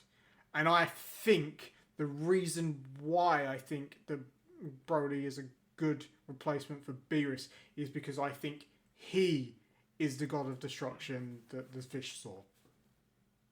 The god, I think he's the Oracle fish. Yeah, I think he's the Super Saiyan that would be Beerus's true rival. I think it's him.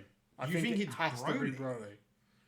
Because in their Super Saiyan forms, Goku and Vegeta are not powerful enough to fight on par with Beerus. Broly would be.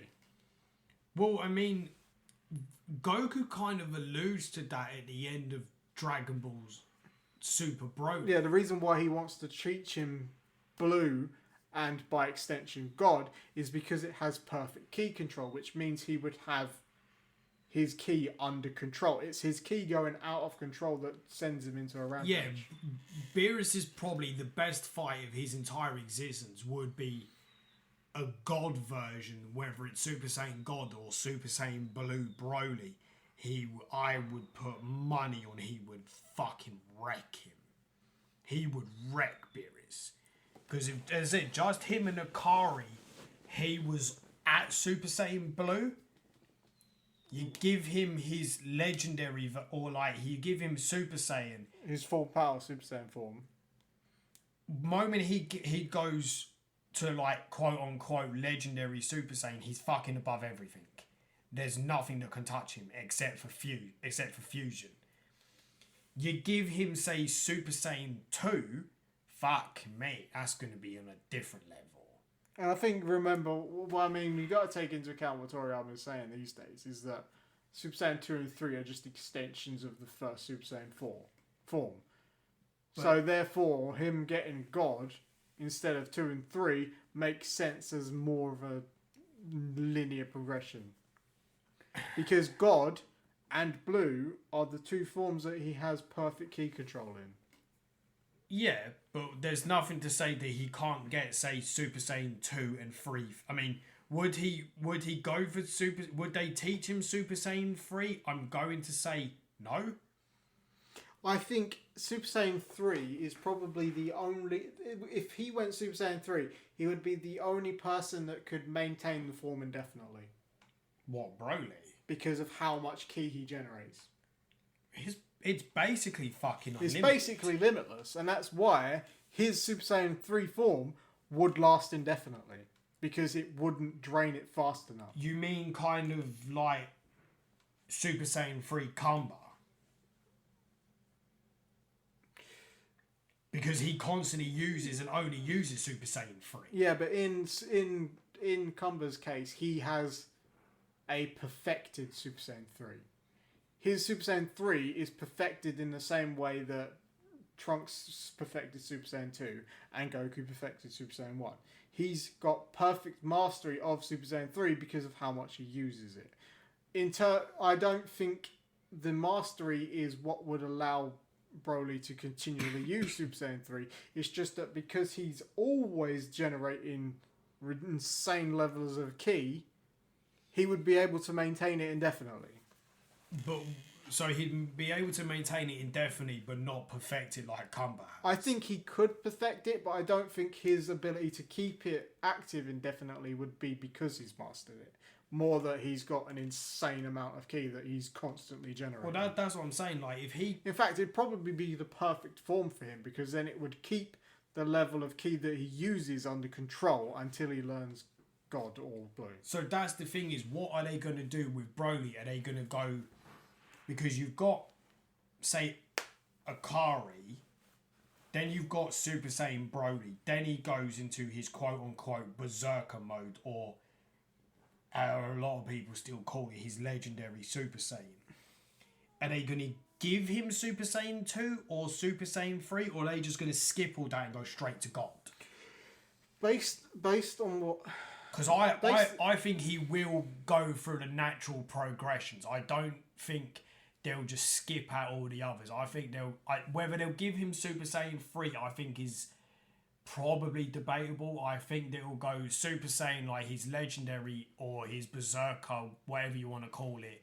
Then he'll go to Super Saiyan 2 and probably skip 3 and go straight to God. I think it'll like what Vegeta did. Or like what Kale did. Like what Kale did. I think if they're going to do it, it'll probably follow a similar trajectory as Kale. Because the point is that she didn't have a Super Saiyan 2 form, but the form that she managed to get, which was where she had her Berserker power fully under control, was equal to Super Saiyan 2.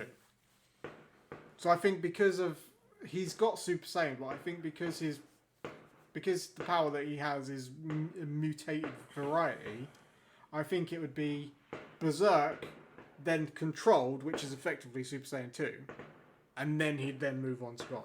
So I think they would probably skip 3 entirely. That's what I'm saying. So would it be more of like, say, something similar to Vegeta, where Vegeta went Super Saiyan 2, he in a way kind of perfected Super Saiyan 2? Yeah. And then he went straight on to Super Saiyan God. Yeah, okay. He's got Super Saiyan 4 in GT. In Dragon Ball Heroes, he's got Super Saiyan 3. So he's got 3 and 4. But in terms of canonized, he's gone Super Saiyan, kind of Super Saiyan 2, perfected it. Yeah, he's gone from Super Saiyan to Super Vegeta and then to Super Saiyan 2. Then he's like perfected Super Saiyan 2, kind of like Trunks did. Skips 3 because, as he said, it's a pointless transformation, losing that much ki. For what? For nothing. Then he just goes straight on to God, Blue, Evolution, Ultra Ego. And that's what they could do with Broly, is right. Here's your Super Saiyan 2. Fuck Super Saiyan 3. It's pointless, but as you said, it would work for Broly because of his unlimited pool of ki. It could be his Super Saiyan 2, or if, as you said, if he perfects his Berserker mode, it gives him a Super Saiyan 2 automatically. then he skips 3 and goes to fuck that. That's just power you don't really even want to consider. And I think the end goal with Goku, because when they were fighting on the planet at the start of the superhero movie, the whole point of the training that he was doing with Broly was helping him learn how to control his ki. And part of the way you get God is by having perfect mastery of your ki. And that's why I think that before he gets to God, he'll get one of the other Super Saiyan transformations, either Super Saiyan 2 or Super Saiyan 3. Yeah, so or he could get both. Yeah. I doubt it, but he could just be like, right, here's Broly Super Saiyan 2. He's only going to use it once. Then he goes straight into Super Saiyan 3, uses it once, and goes straight to God. So he could effectively get them. He could unlock both transformations, but transforms into Super Saiyan 2, maybe has a training fight with him, or let's say, for argument's sake, him and Jiren have a fight and he uses Super Saiyan 2, taps into 3. He's probably going to say, unlock Super Saiyan 2 and 3 and never use them. He'll unlock them, just never uses them, and then go straight to God. Whereas Goku uses Super Saiyan 2, uses Super Saiyan 3, and then goes to God. Broly might just unlock them, but just never fight with them, never even train with them, never put them to any use, and just go straight for it. Yeah, but I mean, I think training is a bit different, but he'll just never use them. Pretty much all of the Pure Blood Saiyans have done that. Like, yeah, Goku uses 1, 2, and 3, but don't forget he also unlocks the Super form, and the one after that, he just never uses them. What, you mean like with the Super Vegeta that he uses? Yeah, so you've got Super Vegeta, Super Trunks. Goku unlocks that form, showed it to Gohan,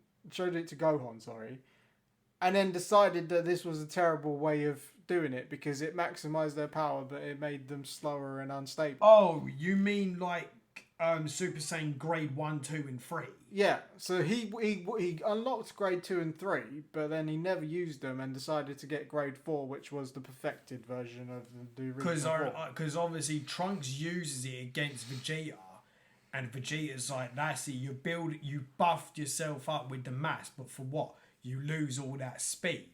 And then he bosses him to prove a point to him. Yeah, see, the thing is when you're talking about grades 2 and 3, 2 is a forced increase in power. That one isn't as bad as grade 3. It's when he goes grade 3 that has more power, but completely sacrifices the speed, which is why they didn't use it anymore. Because he's super buff. Because he buffs into that when he's...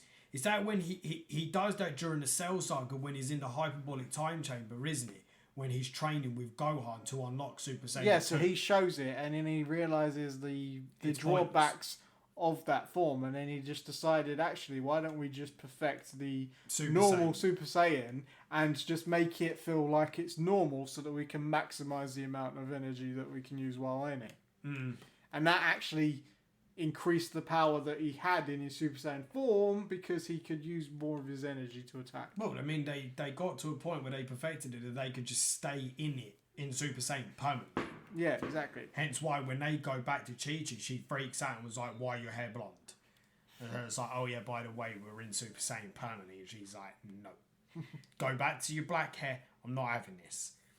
So, we've covered all that. Well, rewind back to Frieza, right? I want to see them...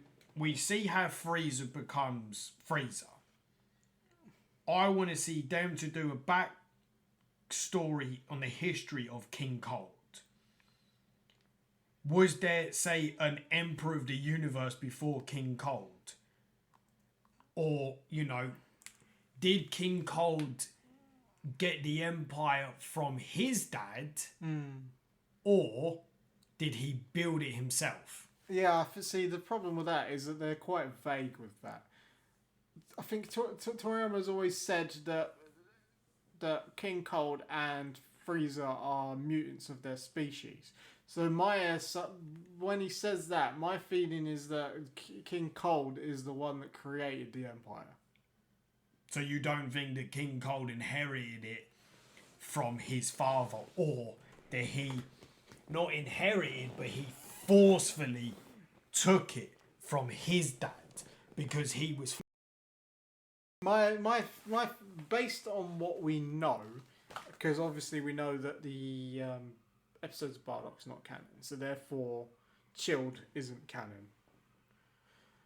But the thing that sticks with me is in a lot of the official stuff that they talk about in like Z and that, they say that King Cold and Frieza are both mutants of their species, which makes them stronger but also makes them essentially evil. So my thinking is that if that's the case, then King Cold would have created the Empire himself. So them two are mutants of their species. Where does Cooler fall into that? I know. Obviously, Cool's like Chilled. He's not canon, but where do they fall into it? If King Cold and Frieza are both mutants, then it's safe to assume that Cooler would be as well.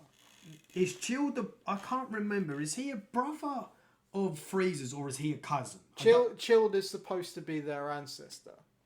He's their ancestor. Because when you talk about episodes of Bardock, when he got hit by the thing that Frieza used to destroy the planet Vegeta, he got teleported into the past of planet Vegeta, where it was planet Plant originally. I don't remember none of that. It's been such a long time. And then Frieza, Lord Chilled shows up to do what Frieza always does, which is eliminate the indigenous species and allow a new species to move in. So in the episodes of Bardock, the way that they set it up is it implies that Chilled had a empire already.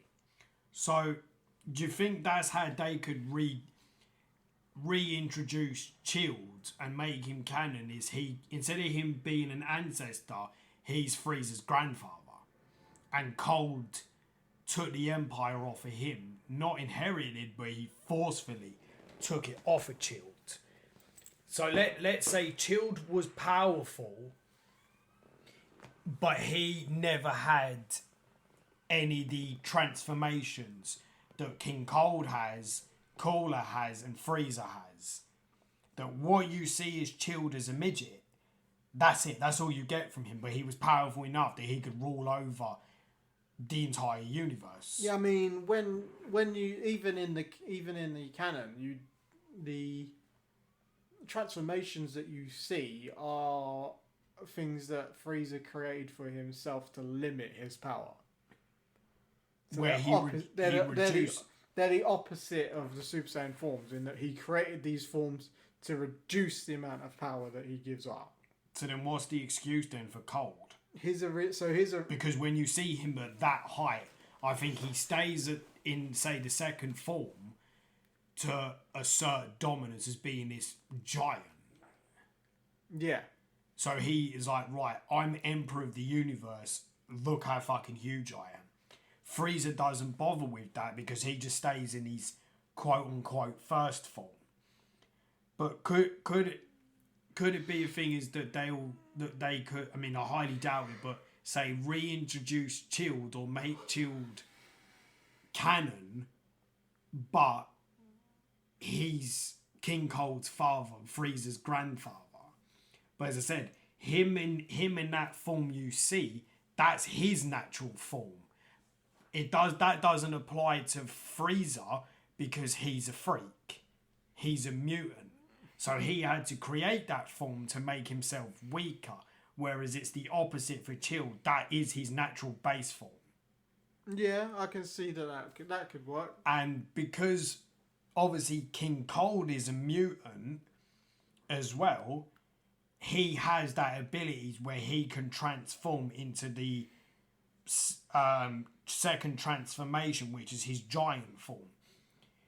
Did he then say get that, use that form to then overpower his dad, Chilled, and took the empire from him forcefully? I mean, considering how evil they are, I would say that tracks. that Chilled is not as evil as, say, King Cold and Frieza, but they just use that. He uses that power to best his father, and then he forcefully takes his empire from him. But then, say, Frieza knows nothing of his grandfather because one Cold takes the empire from him, and in doing so, he kills him because he's so weak. Because you know King Cold is a heartless monster. So it's like, right, I've got this transformation that my father could never achieve because he wasn't strong enough. I've attained it due to being a mutant. My father's no good, and he takes his empire from him and then disposes of him. And then Frieza learns of Chilled, but obviously never meets him because his dad killed him. Yeah, I can see that would have. I can see that working. So that's how I could see it as them introducing Chilled, but making him canon, but completely rewriting his story, like what they've done with previous characters. Yeah, like Broly. Like Broly. They could rewrite Chilled as, right, he's not an ancestor, say, from millennia ago. He's just Frieza's grandfather. But the only one that would have, say, might have known of him, whether he met him or not would be different, would be Cooler. Because you don't actually know what the age difference is between Cooler and Frieza. Only that Cooler is older.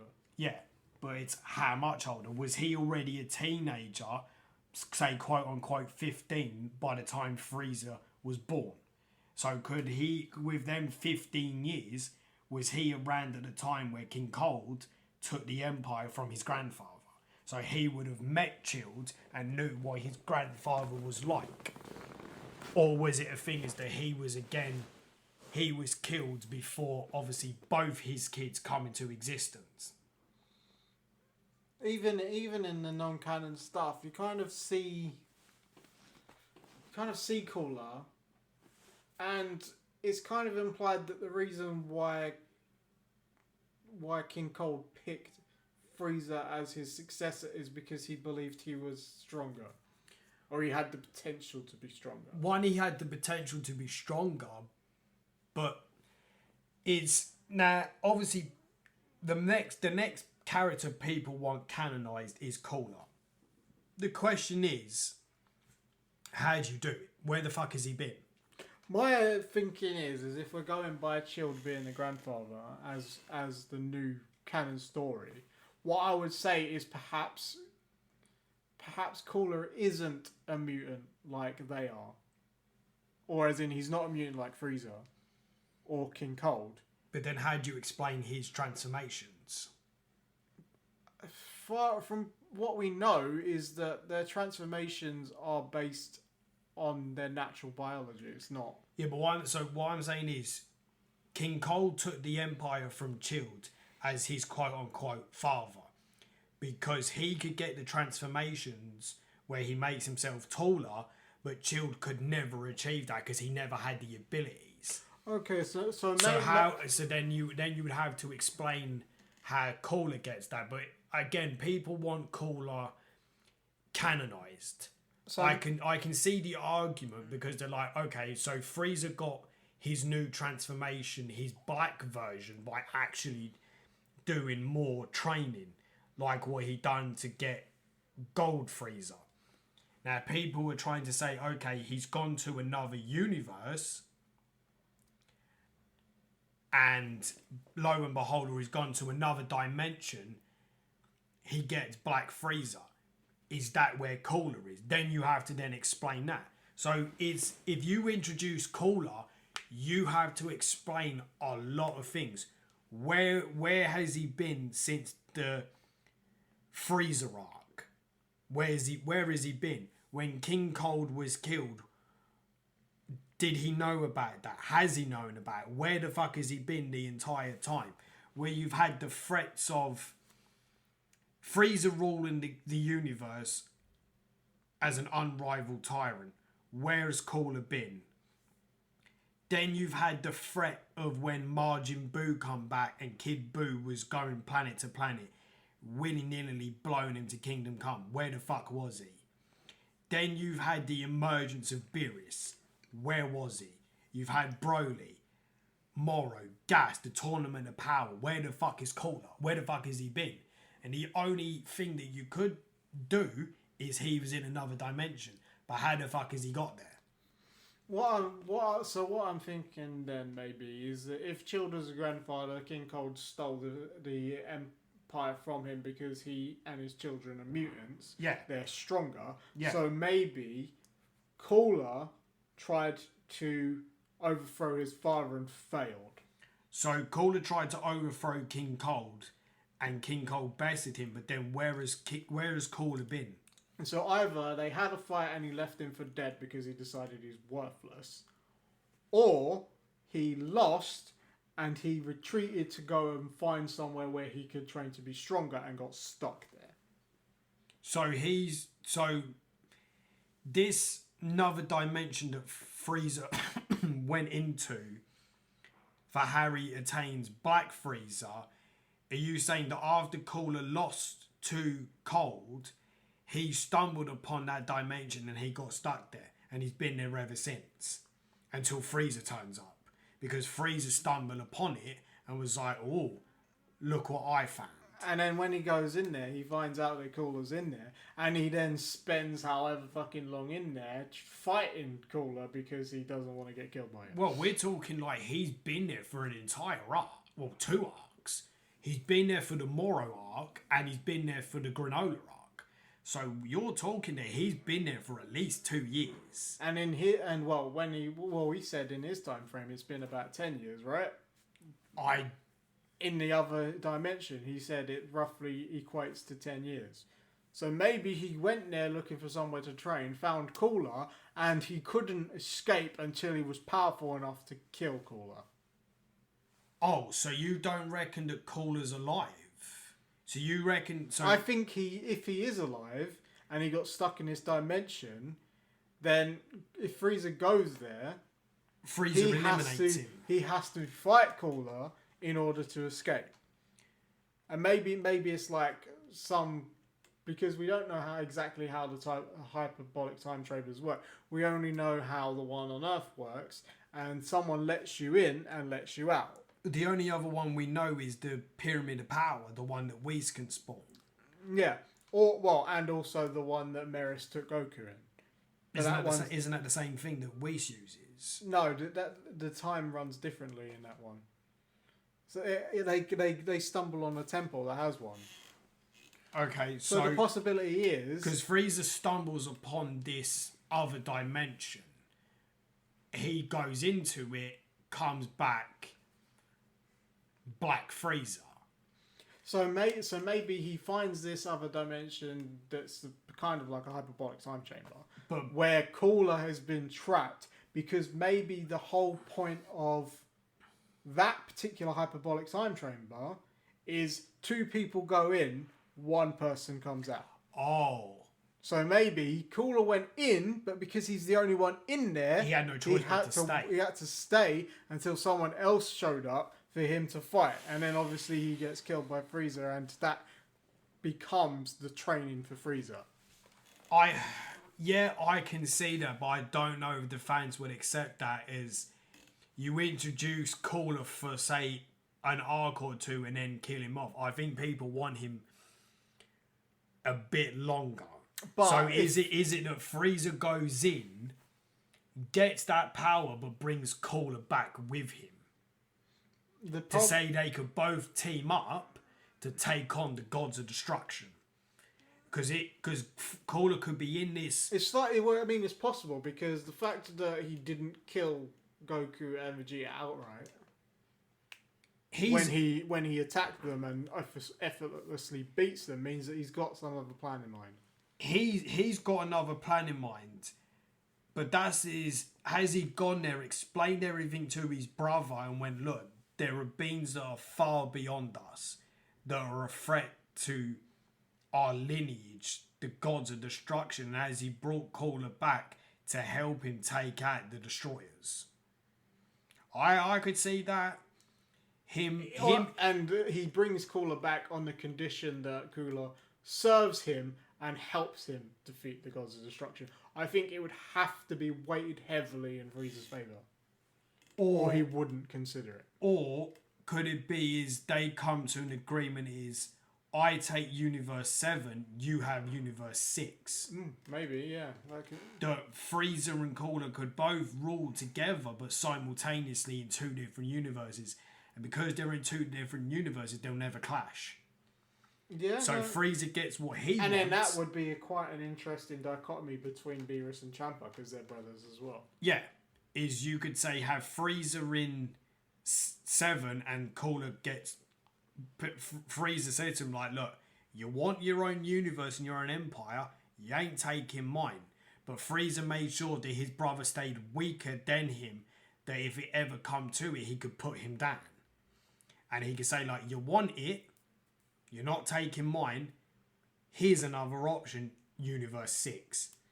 Cooler goes, And then also, he can destroy the Saiyans in that universe as a... in, like, I'm going to prevent this threat. Yeah, and that's what you could say, link in with doing, say, stuff about Planet Saldala is had they're eliminated, but not Kale, Khalifa, and Kabar is Cooler's the one that eliminates them. And obviously, by the time Vegeta finds out, it's too late. And again, Vegeta has to watch another race of Saiyans get eliminated, which could push him to a whole new level. I feel like if they you could have like a battle between not Goku, but Cooler at, say, Black Cooler versus Mastered Ultra Ego Vegeta to take revenge. See, I feel like that would be a lead-in for Vegeta to become the God of Destruction in Universe 6. Yeah. Because I don't think they should allow like the Saiyans to get eliminated, because that would just fuck Vegeta royally. What I think they should do is maybe, because he's not really a big character, maybe if they bring Cooler back and they make him that strong, maybe he eliminates Champa. Oh. Maybe he eliminates Champa and they need a new God of Destruction. So they have Vegeta... And because Vegeta goes to Universe 6 because he doesn't want the massacre to happen again, he's the one that defeats Cooler. So he defeats Cooler. And because he's defeated Cooler, he's now become a candidate for Universe 6 God of Destruction. So, obviously, Black Frieza is stronger than Ultra Instinct and Ultra Ego. Cooler has that level that Frieza has. But because of Cooler going after the Universe 6 Saiyans, it causes Vegeta to master Ultra Ego, which then takes him above which takes him above Black Frieza and quote-unquote Black Cooler. He bests Cooler but doesn't kill him, allows him to rule the universe, but he oversees him as Destroyer. Yeah, quite possibly, because at the moment, Universe 6 has an Emperor, which is Frost. Yeah, but Cooler would wipe him out, no problem. Cooler would annihilate him easily, so as Frieza could have. Well, Frieza just toyed with him because Frieza's a cunt. Plain and simple is Frieza's a cunt. Just plain and simple. He just fucked with him. He fucked with him so much, and that shows you, because he made, who is it, Lord Sidra, and was it Lord Rumshi? I mean, Sidra was afraid of Frieza, and it's like, but you shouldn't be afraid of him because you're a god. You're an actual god. You're a destroyer, but you're afraid of him because you think he's a monster. That's on another level. But again, that just comes back to the way that they govern their universes. Because remember, I don't think Sidra is the type that just goes around destroying things willy-nilly. He just kind of... I think Sidra kind of destroys stuff because he has to, not because he wants to. Oh, so he still has to do... He has to do his job, but he doesn't have to be happy about it. Yeah, because when you see the way Frieza is... he doesn't enjoy it, is what I'm saying. He probably, when I saw the way that he reacted to Frieza, I very much think that he reacted that way to Frieza because Frieza enjoys hurting people. Yeah, he enjoys murder. Destroying them. Yeah, he enjoys it. Sidra doesn't destroy it. He doesn't enjoy being a destroyer. He does it because he has to. So was it a thing of that Sidra was forced to become a destroyer? I don't think he was forced to become a destroyer. I think he became destroyer because there wasn't a better alternative. I think he became destroyer because he realized, or quite possibly because he realized that the destroyers have pretty much free reign as to how they can dictate the destruction in their universe. So I think he decided it to make sure that someone worse wouldn't. Makes sense. But with Frieza, he's scared of him because Frieza is a monster. He enjoys hurting people. He enjoys it, but he's diabolical the way he goes about. He tortures people for fun, and I think that's what unnerves Sidra so much because he's just like, how can someone enjoy being that evil? Yeah, how could you actually? I mean, like it's like, right, I destroy because I have to because it's my job as a destroyer. You destroy because you just want to. Because you're a dick. Because you want to hurt people. You enjoy hurting people. Yeah, that makes sense. Yeah, I think that's how that. If you were to say do a separate story but make it canon, that's how I'd want them to introduce Cooler, but introduce Chilled. Is Cooler's say in this dimension that the Frieza goes to become more powerful, but he takes his brother back with him and he goads him out of it by saying, right, you never got a chance to have an empire because father disposed of you because you weren't strong enough or evil enough like I am and like father was. The Saiyans bested you, say Bardock or King Vegeta bested you, you can take revenge.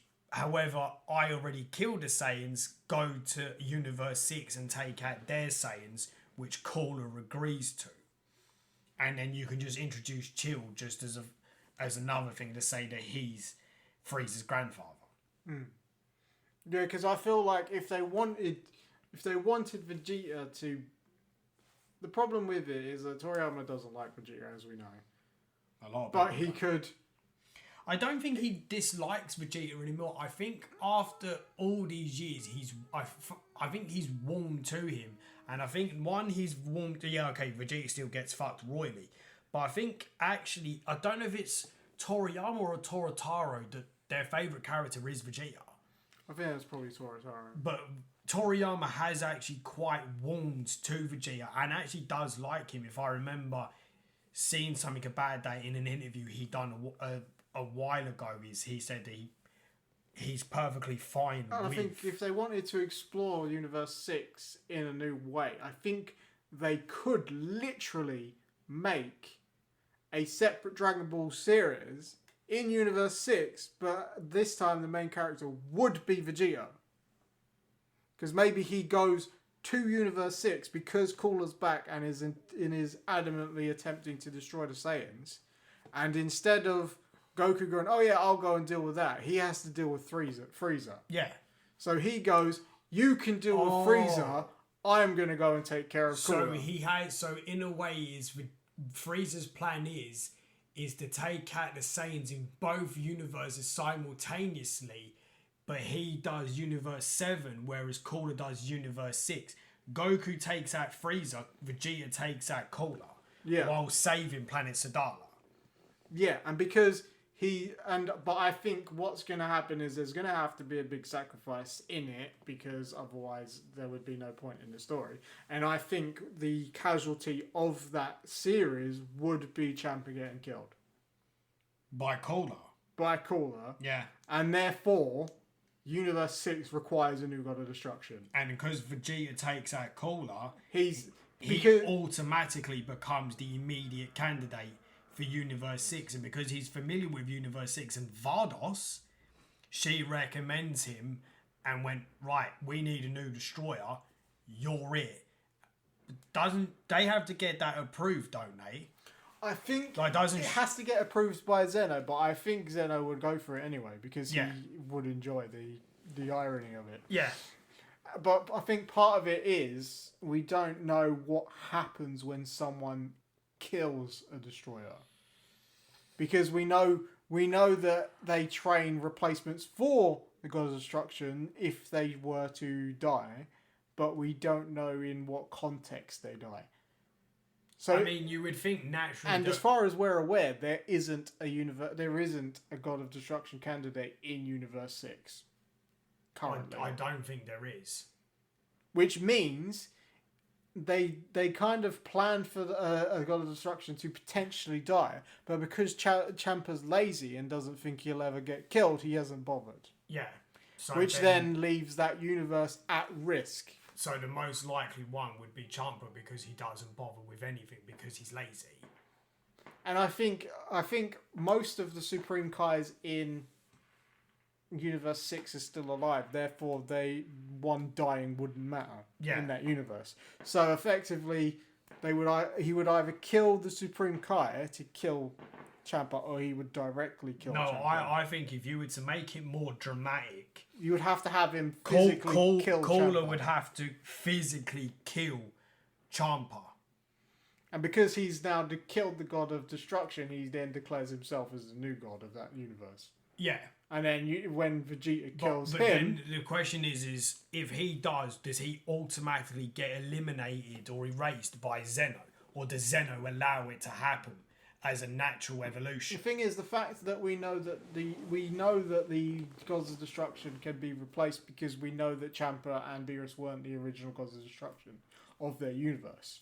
So we're going to say is, with Caller killing Ciampa, Zeno allows it. I think because he's stronger. I think if Caller takes out... I think part of it is because he goes after Ciampa, but I don't think enough time will have passed for Zeno to then go, hang on a minute, because what I think is he'll probably be considering what to do next, and then Vegeta defeats him himself. Because you would think, right, he would need to give him divine punishment because you've taken out a god. But if he's about to give out that divine punishment, but then Vegeta kills him instead, meaning he's already done that, then Zeno doesn't. Then need to Zeno intervene. now needs. Because I think if Ciampa is killed, the Grand Priest would be, I think, by Vardos would be notified virtually immediately. It's like, I think they have a telepathic link. Yeah, he would immediately be notified. It's like, we've got a situation in Universe 6, and then he reports that to Zeno as like, what do you wish to do, my lord? And then Zeno could say, no, I will allow it. Ciampa got too lazy. He was incapable of doing his job because he was lazy. I was probably going to get rid of him anyway. It's been done for me. I'll allow Caller to get away with it due to the fact of Ciampa become incompetent and incapable of carrying out his duties as a destroyer. So Zeno doesn't intervene and he allows it to happen. He tells the Grand Priest, and the Grand Priest informs Vardos and says, no, the Omni King is happy with it. He's accepted that Ciampa's been eliminated because he was going to do it anyway because he was incapable now of fulfilling his duties as a destroyer. Vardos might not like it, but she has no choice but to accept it and accept the reasoning behind the Omni King's choice, because he was probably going to do it anyway. Because he even jokes about that with Beerus and Ciampa. It's like, maybe I need to replace these destroyers. Clearly they're not capable of doing their jobs anymore. Maybe I should replace them. They both shit himself. So he's already alluded to that. So the thing is, Zeno wasn't saying that to them as a joke. He's fucking serious. He's fucking serious, and he's like, well, clearly you two are incapable. Maybe I need new destroyers. And with Caller killing Ciampa, Zeno allows it. because it saves Zeno personally intervening. Well, if he manages to kill Champa, then it just confirms what he already believed, which is that he was an inefficient. Yeah, he was inefficient as a god of destruction. Yeah. Now the question is, with Champa being eliminated by Cooler, how does Beerus respond? How does he react? I don't think Beerus would be allowed to respond. I think he would be angry. He would be, and he would want to go and annihilate him. But then the Onikin would just be like, "It's not your universe. It's not your problem." Yeah, or the thing is, because when you see Champa getting eliminated in the Tournament of Power, Beerus just turned around and didn't even acknowledge him. As he was getting erased, he just turned around and was like, "You're not my problem." And that's what it could be with Champa, is if he's actually genuinely killed, as opposed to being erased by the Omni King, he'll be like, well, he was lazy, he was incompetent, he couldn't fulfill his role as a destroyer, he's not my universe, he's not my problem.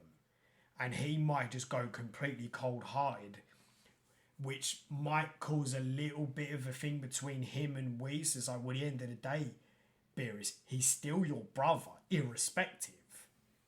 And Beerus could turn around and go, well, yeah, he's my brother, but he was fucking fat and lazy.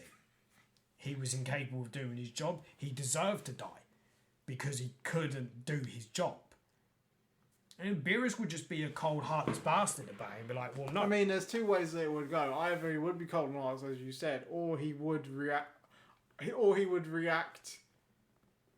in an almost immense level of anger, because he gets angry about the stupidest shit.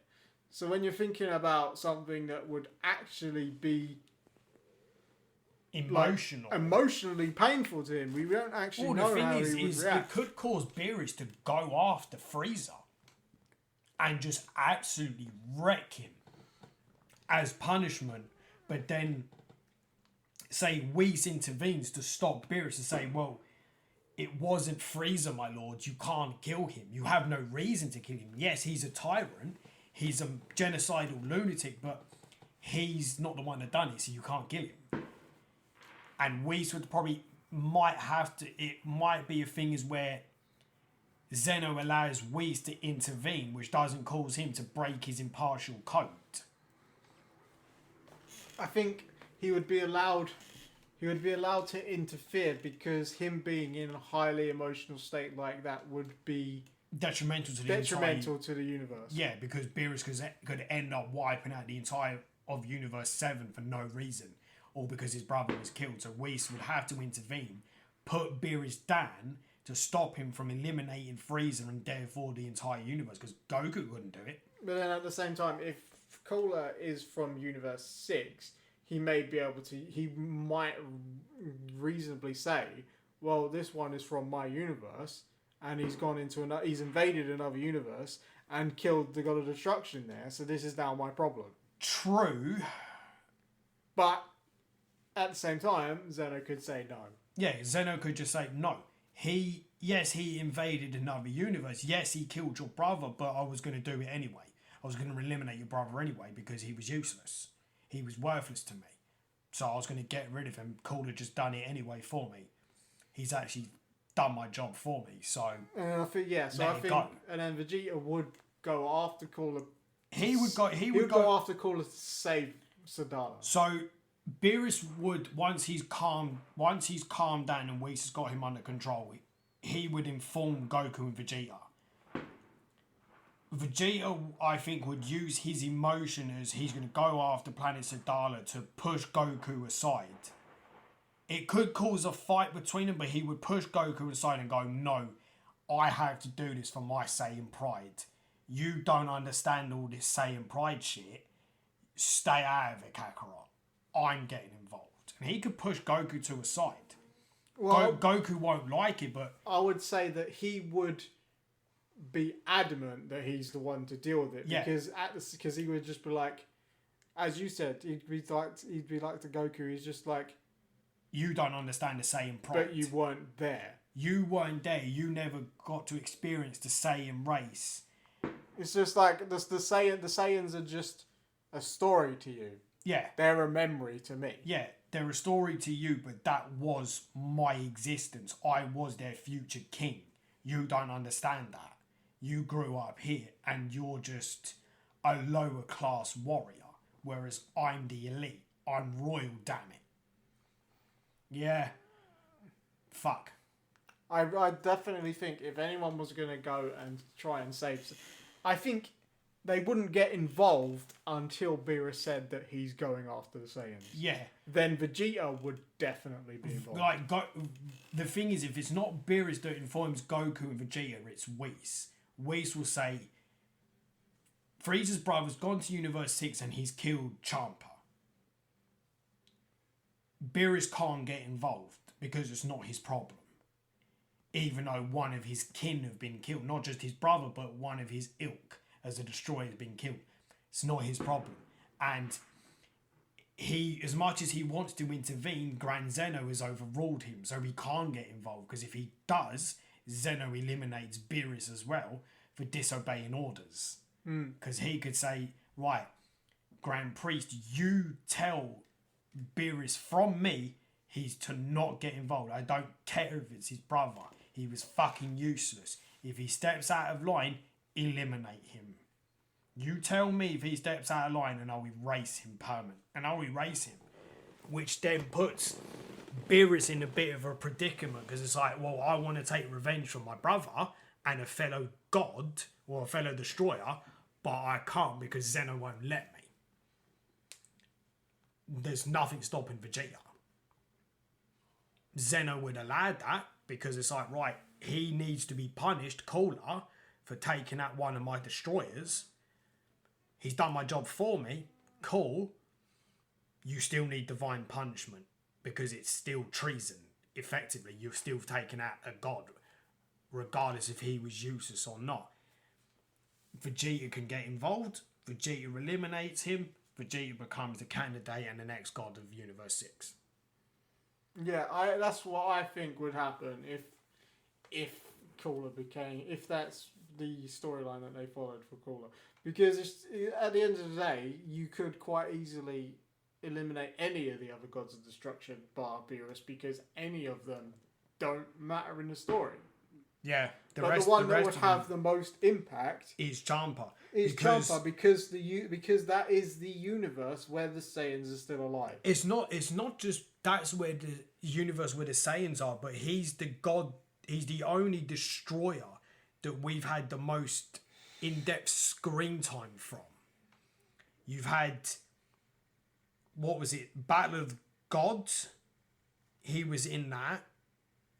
The exhibition fight, and everything else since then. So we've had a lot of stuff with Champa. Then you had obviously the baseball match we don't talk about. But you've had so much more from Champa that people have become accustomed to him. You take out, say, Belmod, no one cares. You take out Gitela, no one cares. You take out Champa, that has an impact. Besides him being Beerus' brother, is he's the one we've got the most from. Yeah, exactly. Yeah. Maybe fucking Toriyama and Toei should give us a ring and we'll fucking do it. There's like, here's the idea, you guys just write it.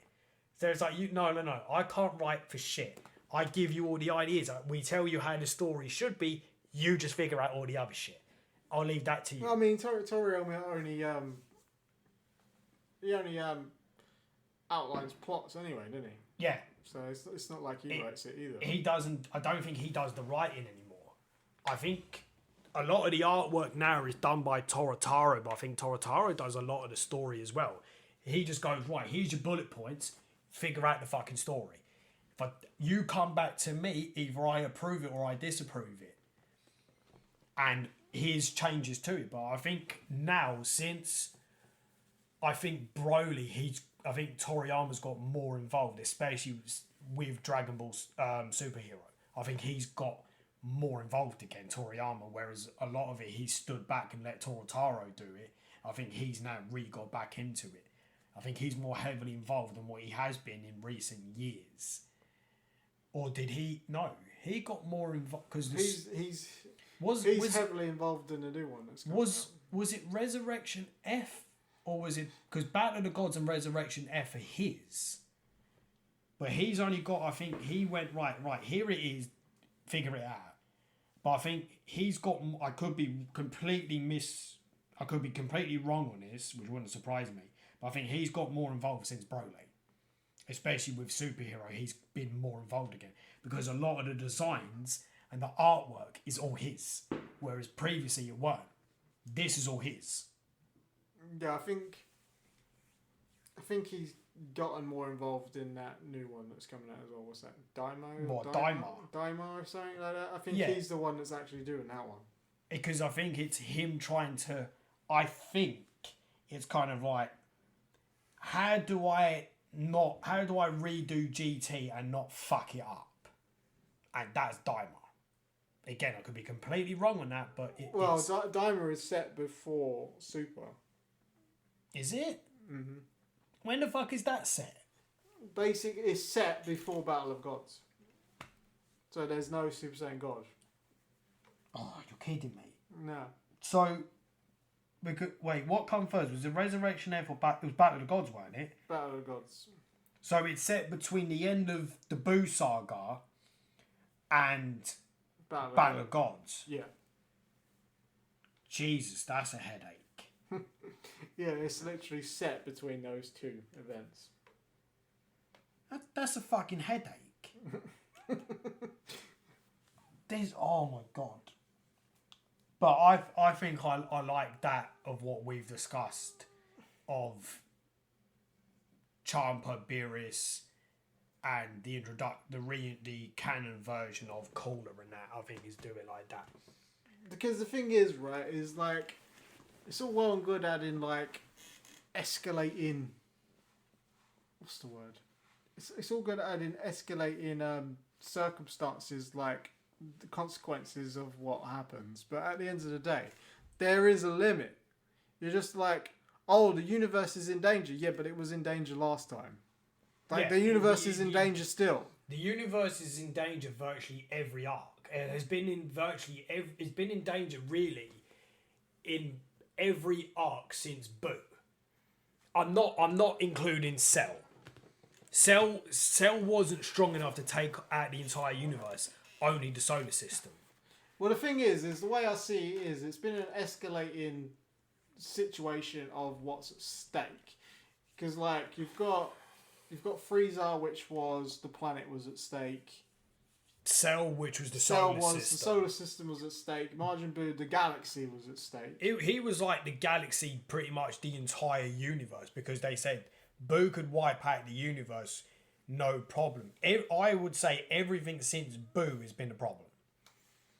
Yeah, and then after that, it's all been universal stuff. It's all been like universal to kind of, we're getting onto multiversal problems. Change it.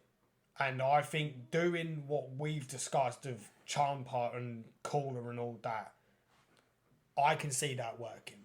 And the thing is it would work well for having a completely separate spin-off. Because if Vegeta was going to Universe 6 to stop Cooler, that in and of itself opens up an entire universe of characters that could show up that aren't in the normal aren't in normal Dragon Ball, because it's a completely different would you do universe. It as a spin-off or a continuation of the current story? Because I would say that you could do it as part of the story, but it could become a spin-off. So both, basically. Yeah. Okay. I reckon it would start as like the arc. Frieza, how did you get to that power? Oh, I got to it. Here's my brother. Wait, fuck, there's two of you cunts? Oh, shit. Yeah. And then it shows, then you spin it off of how they trained and all that, and then just fully go into it, where Cooler has his own story and arc that's still going along with the current timeline and the current arc of Black Frieza, but it's a separate story focused purely on Cooler. But it's still, one, it's canon, and two, it goes along with the arc of Black Frieza. Yeah, so like his whole backstory and stuff could be outlined in that. I mean, you could even do that in a movie, realistically. Yeah. Like they did with Broly. You could do it in a movie. Yeah. There's no. What I'm thinking is, if you wanted an entire new universe worth of adventures, having Vegeta basically be forced into the position where he has to be the god of destruction would open that entire universe up. Yeah. And that's what I think it would be time we see is... And then that way, you could keep Goku as the main character that you fucking love and you want to have all of the good things, but then you could then finally give Vegeta some wins because they're not in the same universe. Yeah. Yeah, I accept that. And then obviously Vegeta would then have to come to the realization that actually everything is on him now. Yeah. Goku can't constantly use me. I've now got my own problems. Yeah, exactly. But then is if they do it in the current storyline, Bulma's still alive. So again, it would have to be how do they work around Vegeta and Bulma if he becomes the next destroyer? How do they work around that? Because they're in two different universes. The thing is there's no given time limit of how long you can remain a God of Destruction candidate before becoming a God of Destruction. The only thing that would change is potentially now they would be doing on-the-job training rather than training just for the sake of training. If we're going by what you said is Cooler killing Champa, Vegeta would have no choice but to automatically assume the mantle of Destroyer. I don't think they would allow it, say... Because Vegeta's currently 50. So I don't think they're going to allow Universe 6 to have 30 years of no Destroyer. I don't think they're going to allow that because it puts Vardos out of action for 30 years, which is nothing to her. Yeah, but what I'm saying is they could make an exception in that he assumes the responsibilities of the Destroyer without fully being one yet. Like, he's not given the immortality and stuff associated with being the God of Destruction because he needs to learn how to do it properly. Yeah, first. but what I'm saying is if he, say, becomes candidate, will Zeno allow it where Universe 6 has no Destroyer for 30 years? Anything can unfold in them 30 years. Vardos is defunct and there's no one else to protect Universe 6 because... Kaba, Khalifa, and Kale are far too weak. The thing is what they mentioned a few times is that when a God of Destruction is lacking, a Supreme Kai can assume that role temporarily. So my point would be in that situation they would have to, because he's never been, the whole point of being a God of Destruction candidate is you're learning how to be a God of Destruction. You're training to become powerful enough to become a God of Destruction. But in his case, because Champa never bothered to pick one because he's lazy, they would have to then rework how they work it. So, for example, they could have Vegeta be the one responsible for learning how to be a God of Destruction, but they would have a Supreme Kai do the actual destruction because he's not fully a God of Destruction yet. So, basically, Vegeta becomes candidate, but a Supreme Kai takes over for a 30-year period. While they train Vegeta how to be the God of Destruction. And while, obviously, he waits for Bulma. And because they've already selected who the God of Destruction is going to be, the Angel would be active. Their role is to train the God of Destruction. Except in this respect, she's training the person who's going to take over that mantle rather than directly the person who was already has it. And that would make an interesting dynamic because he's never been in a position where he's not... he's got the authority but not the power associated with it. But and then it still comes down to he has to wait until Bulma dies. Well, I think he can leave. That would probably be his restriction for becoming a God of Destruction. Is Bulma. As I said, it's not really more so with Trunks and Bulla. it's more predominantly, his kids are a main issue, but I think it's more so Bulma. Because she was the one that quote unquote tamed him to her earthly ways. Yeah. Which he does allude to in Super. That he's become more earthly because of her, and he don't like it. Well, he says he doesn't, but then he reacts violently when she gets slapped by Beerus. And then when there's the fact that Yamcha holds Bulla and he goes immediately blue, and it's like, are we under attack? When she's crying, yeah. And it's like, no, you're just making his daughter cry. But instead of him he just goes straight blue, and it's like, fuck, there's a problem. Are we under attack? Why is he turning blue? And it's like, because you're annoying him. That's how you know Vegeta's one of them days. It's like, I'm not gonna go Super Saiyan straight to blue, and it's like, oh fuck. Oh, that's a big I will problem. erase you. Yeah, it's I'm not gonna beat you. I'm just going to pulverize you. I'm going straight to my top power. Fuck. From the get-go. Fuck. Because I do think that they wouldn't make Vegeta the de facto god of destruction immediately, because there is training involved. Yeah, there is training involved. And they have said that in the past, when a god of destruction hasn't been doing the destruction part of their job well enough, they've had Supreme Kais assume that role. In the meantime, while they basically get them to put their shit together, essentially. And that's why I think, because the role of a Supreme Kai varies from the universes as well, because some of them do the destruction part of the role because the god of destruction tells them to. now, would it be a thing is he would wait till Bulma dies or wait until both Trunks and Pan dies? But by that point, he dies himself due to old age. So I think his terms and conditions is, okay, you don't automatically assume the mantle because, one, you have to train, but when your wife passes Vegeta, you assume the mantle. You have no choice. If you wait till your kids die, you're dead yourself. Causes a whole lot of issues. They have to resurrect him using the Dragon Balls. Well, they wouldn't be able to, would they? Because if he dies of unnatural causes, they can't revive him. With the Super Dragon Balls, they can. Not the standard. Ah, yeah, you're right. Yeah, well, not the. Can they? Sure, they can. I would have. I would assume so. But... Well, I mean, when they have the Super Dragon Balls. Wait, they use the Super Dragon Balls to revive an entire planet. Of course they could. Yeah, because except for assuming the role of the Omni King, the Super Dragon Balls can grant any wish, and as Beerus says, nothing is out of the realm of the dragon. No, there is no restriction to what he can grant. And I think that's because the Dragon God actually gets his power from Zeno himself. Yeah, so him bringing just one person back from the dead, even though he died of natural causes, is not an issue.